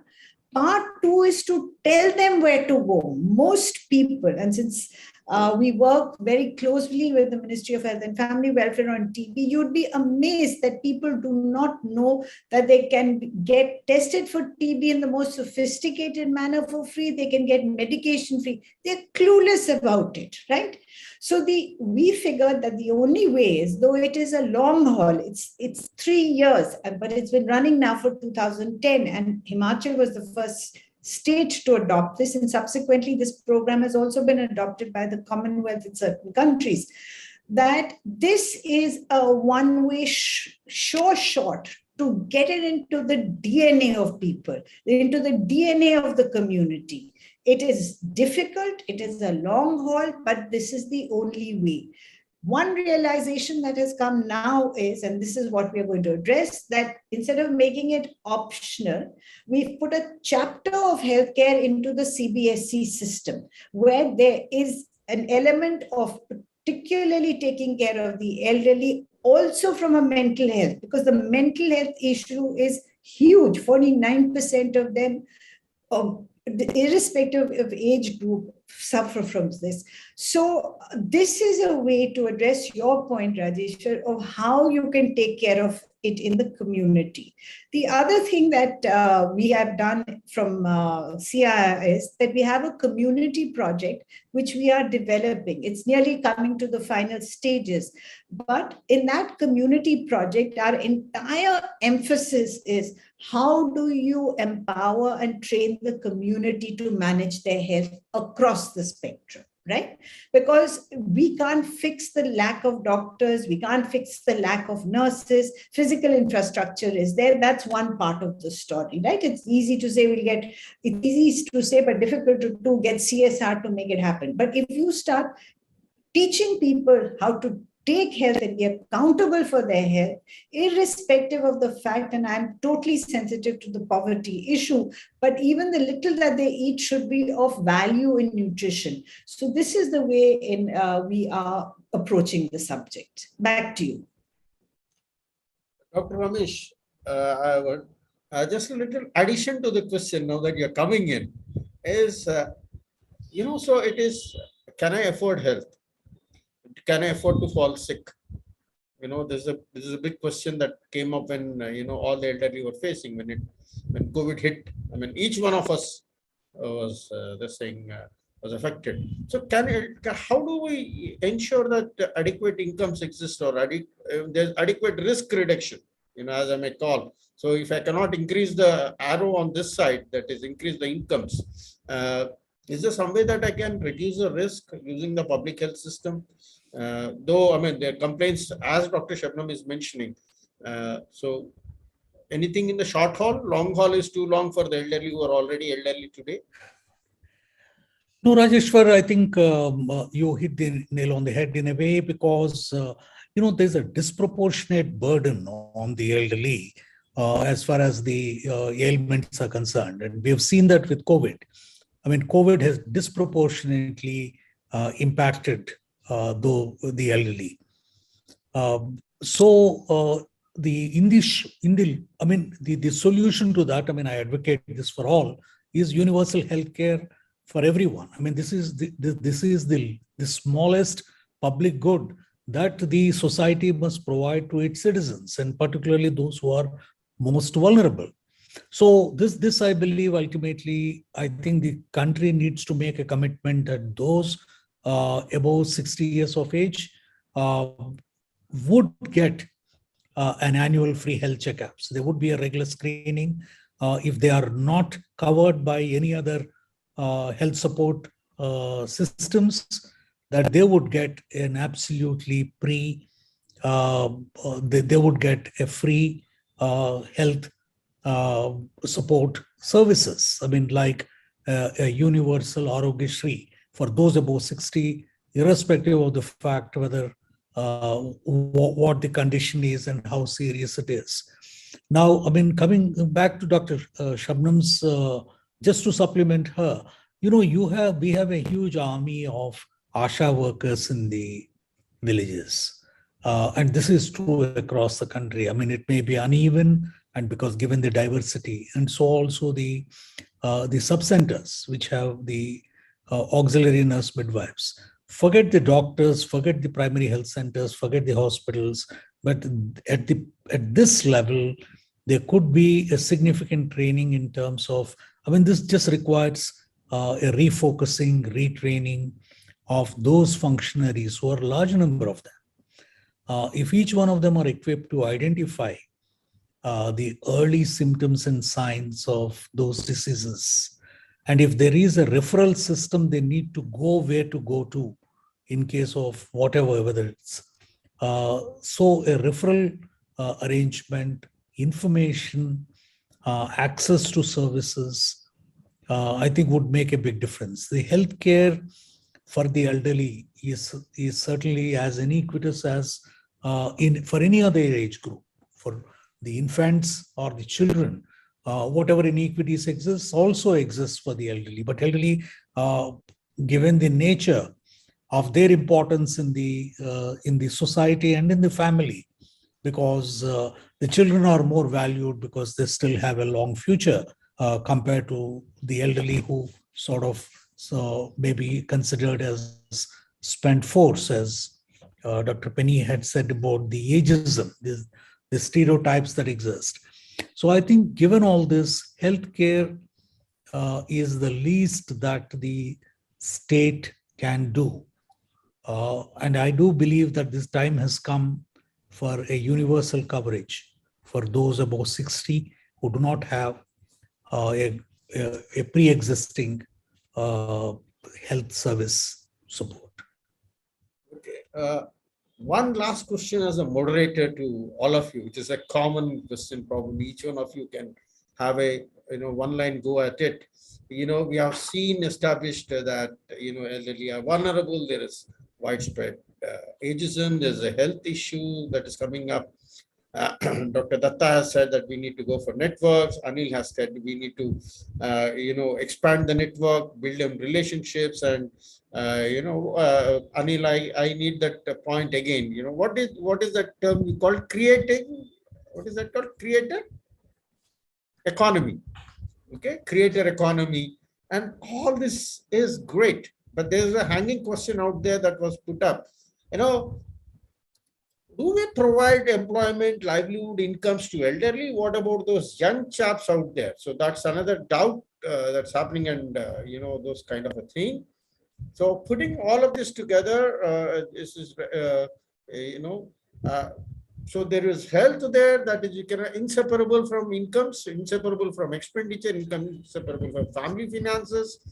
There is the family now next, which is the Beanpole family, then as you said. So this is, I'm confused. I'm in the system, therefore I'm confused.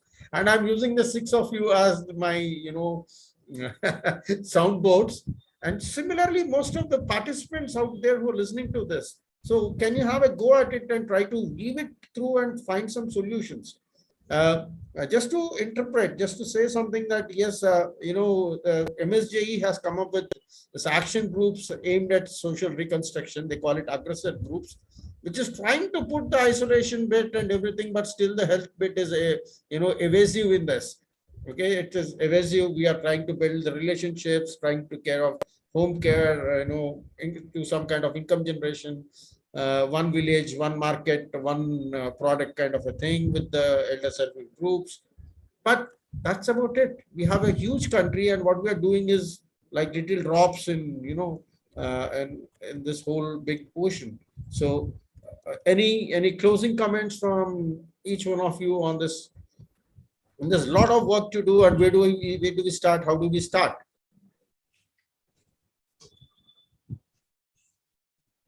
And before you come in, one request to all the attendees, any questions that you may have, I know, thanks, we can extend by about 5 minutes max.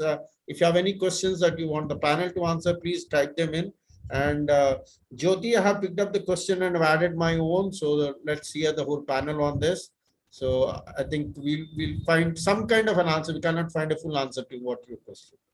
So yeah, anybody who wants to go first in this question? Really convoluted, probably.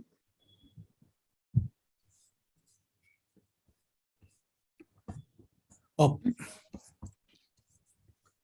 If I may come in, Rajeshwar, to Jyoti's question. Yeah. So if you go back in history and you see of how realization and responses, the lag time of a response, and something that Anil mentioned when he said every 5 years, this is history. So where skill sets are concerned, we say every 11 months, you'll have to find a new skill, you'll have to train for something, and every 3 months, you need a new skill set even to manage this little digital world. But I have to share, it is very, very heartening to see that how responsive the government is just now to this problem. While it is being driven a lot by the demands put on India by various countries like Japan and OECD countries for geriatric care assistance, which has sort of, brought it to the fore that, oh, these countries are asking us for people to look after their elderly, what about us? but they have responded very fast and quick.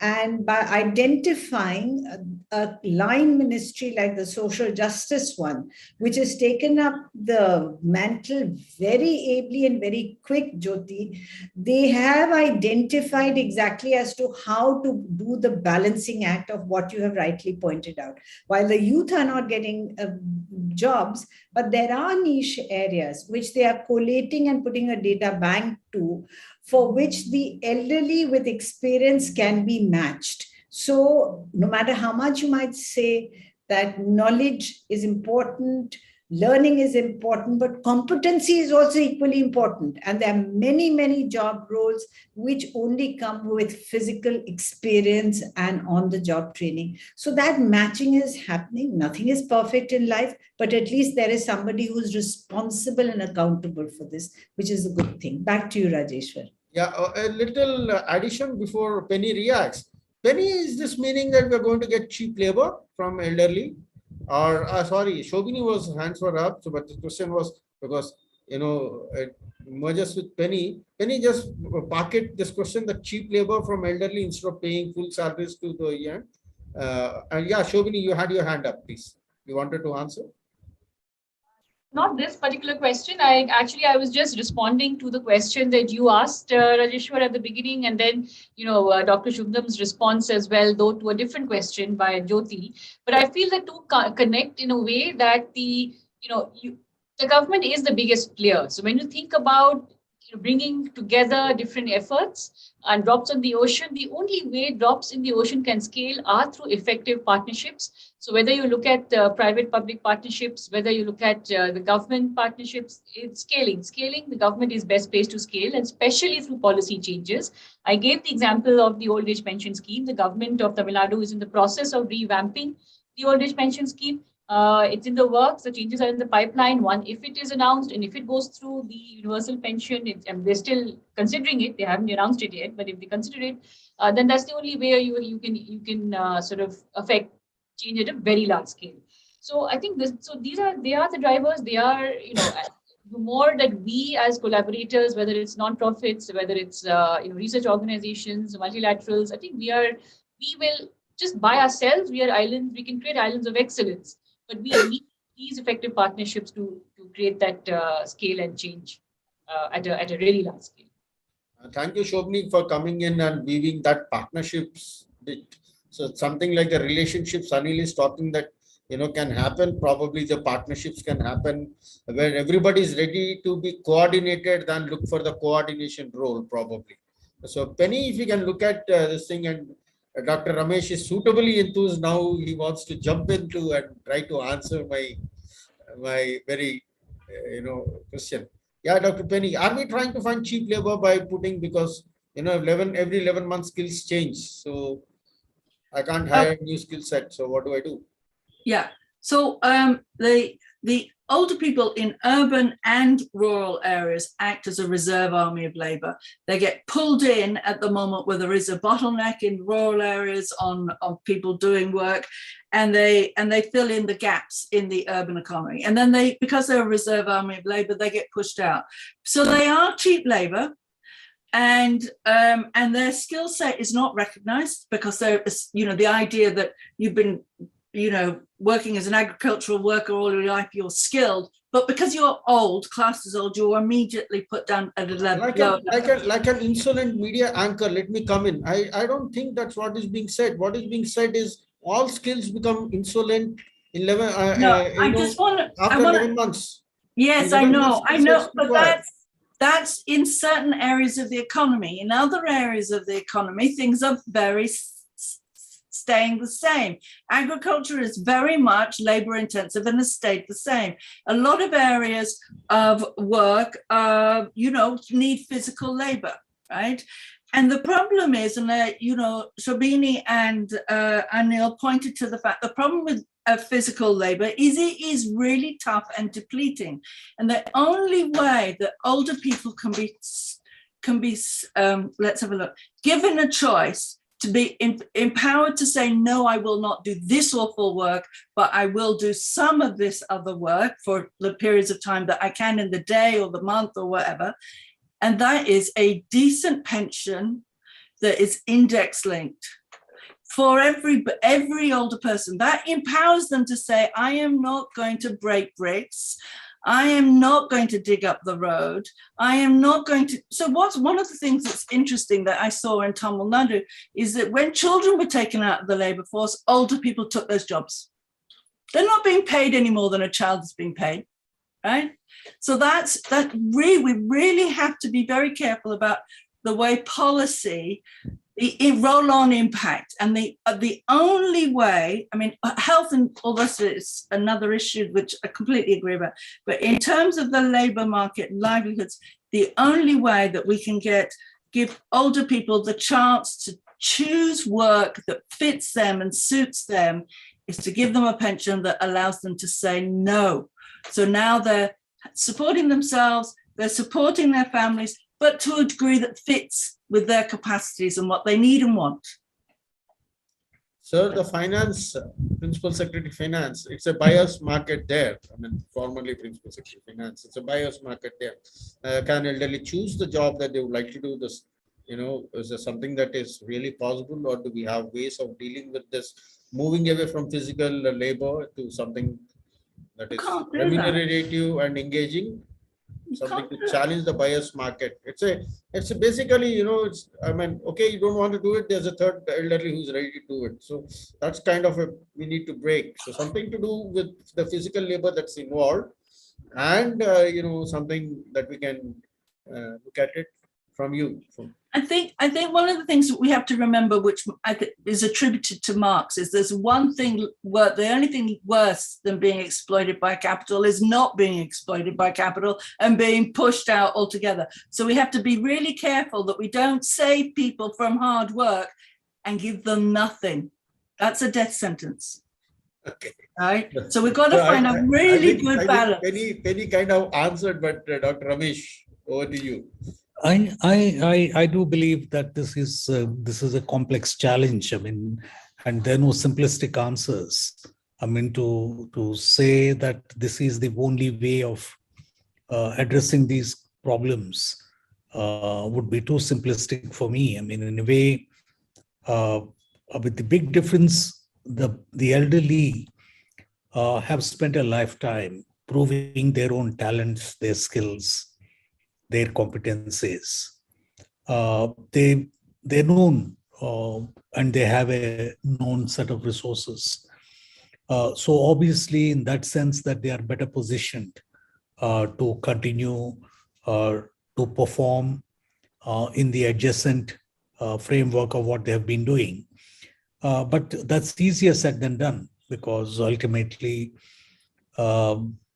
it depends on the rural-urban diversity, those who are educated, those who are illiterate, those who are skilled, those who are unskilled.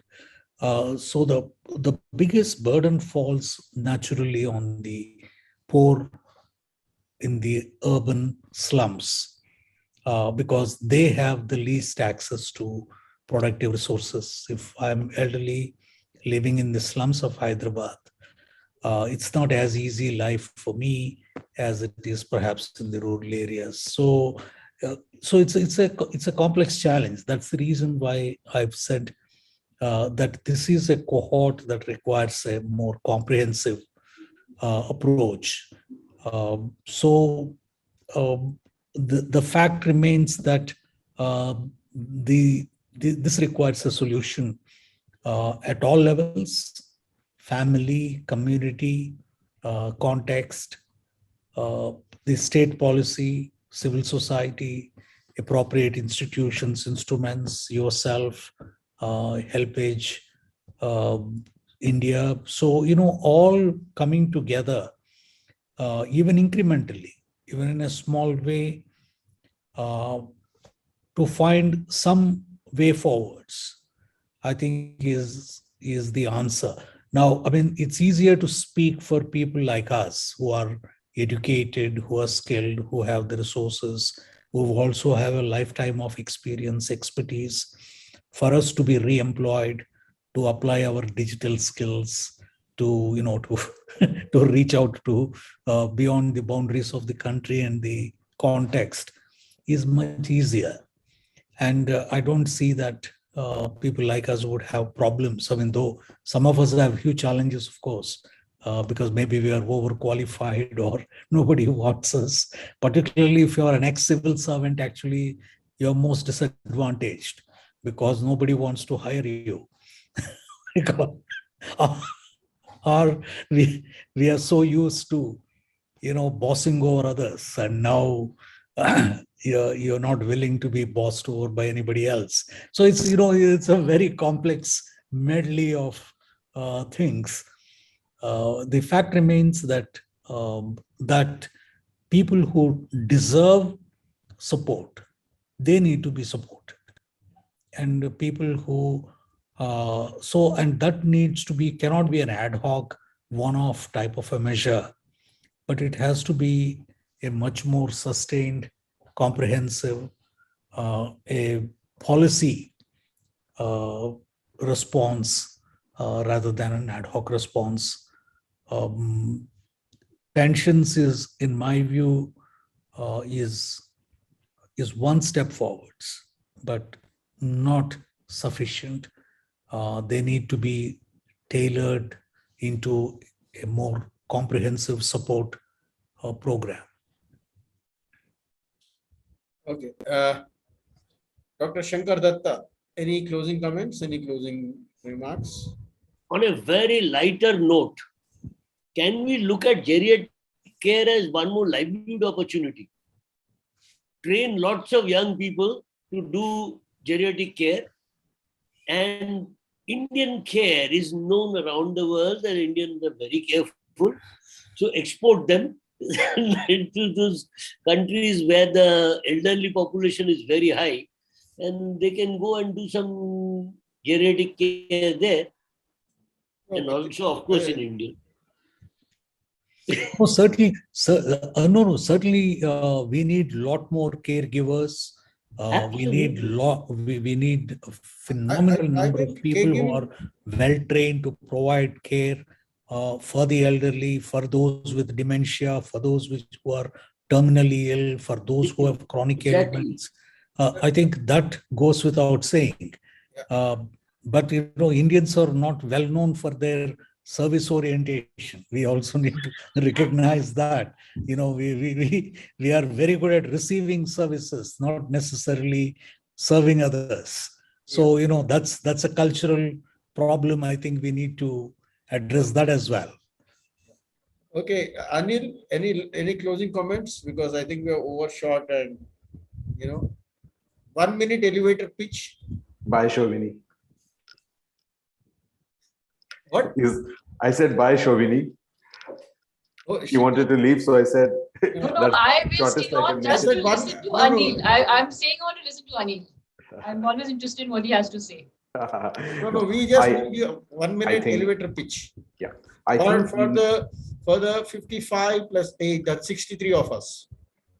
So I think we need to include startup culture, the kind of creator economy, look at new ideas and devise horses for courses. If there are 138 million old that are there, elderly that are there, we need to break them up into data sets, create horses for courses on how to engage most of them. But like in startups, we say, we call them sprints.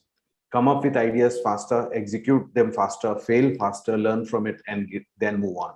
I think that kind of a pace in an economy where, like I said, if in every 5 years things change, I don't think we can take 5 years to test something out, and by the time it comes out, it's already old. So I think more involvement from startups, from non-CSR corporates, because there are lots of brand value. I wanted to talk about Dr. Ramesh when he said 10% of the country voting. The same works with brands also.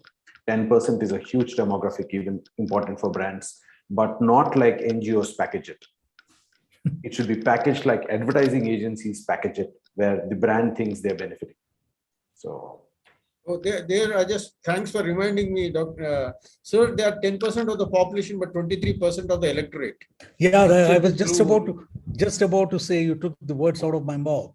I just wanted to say they are 10% of the population, but 20+% of the voters. Actual voters who vote. So they can tilt the fortunes of the political parties.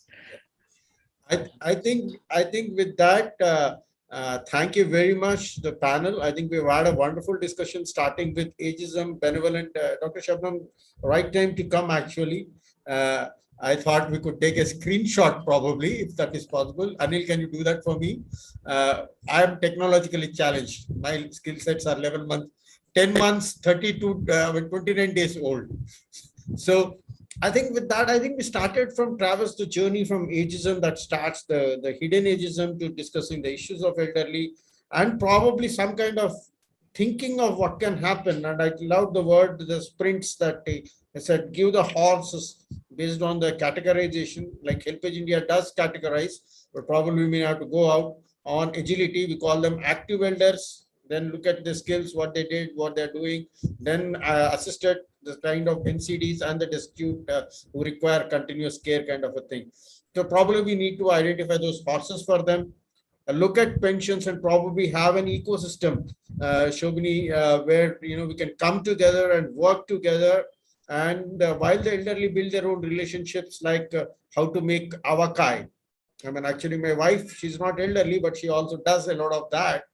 Probably that's something that we can start. There's a lot of YouTube channels that happen from that kind of that, and including people like Dr. Shankar Dutta and other academicians probably have an ecosystem.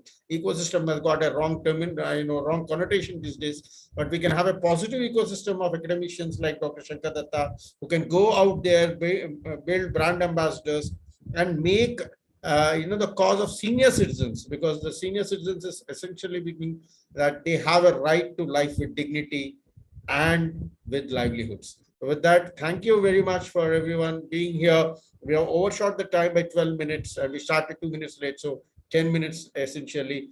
And thank you, everybody. And yeah, we can have some grand aunt teach your daughter Bangla, Shobhini.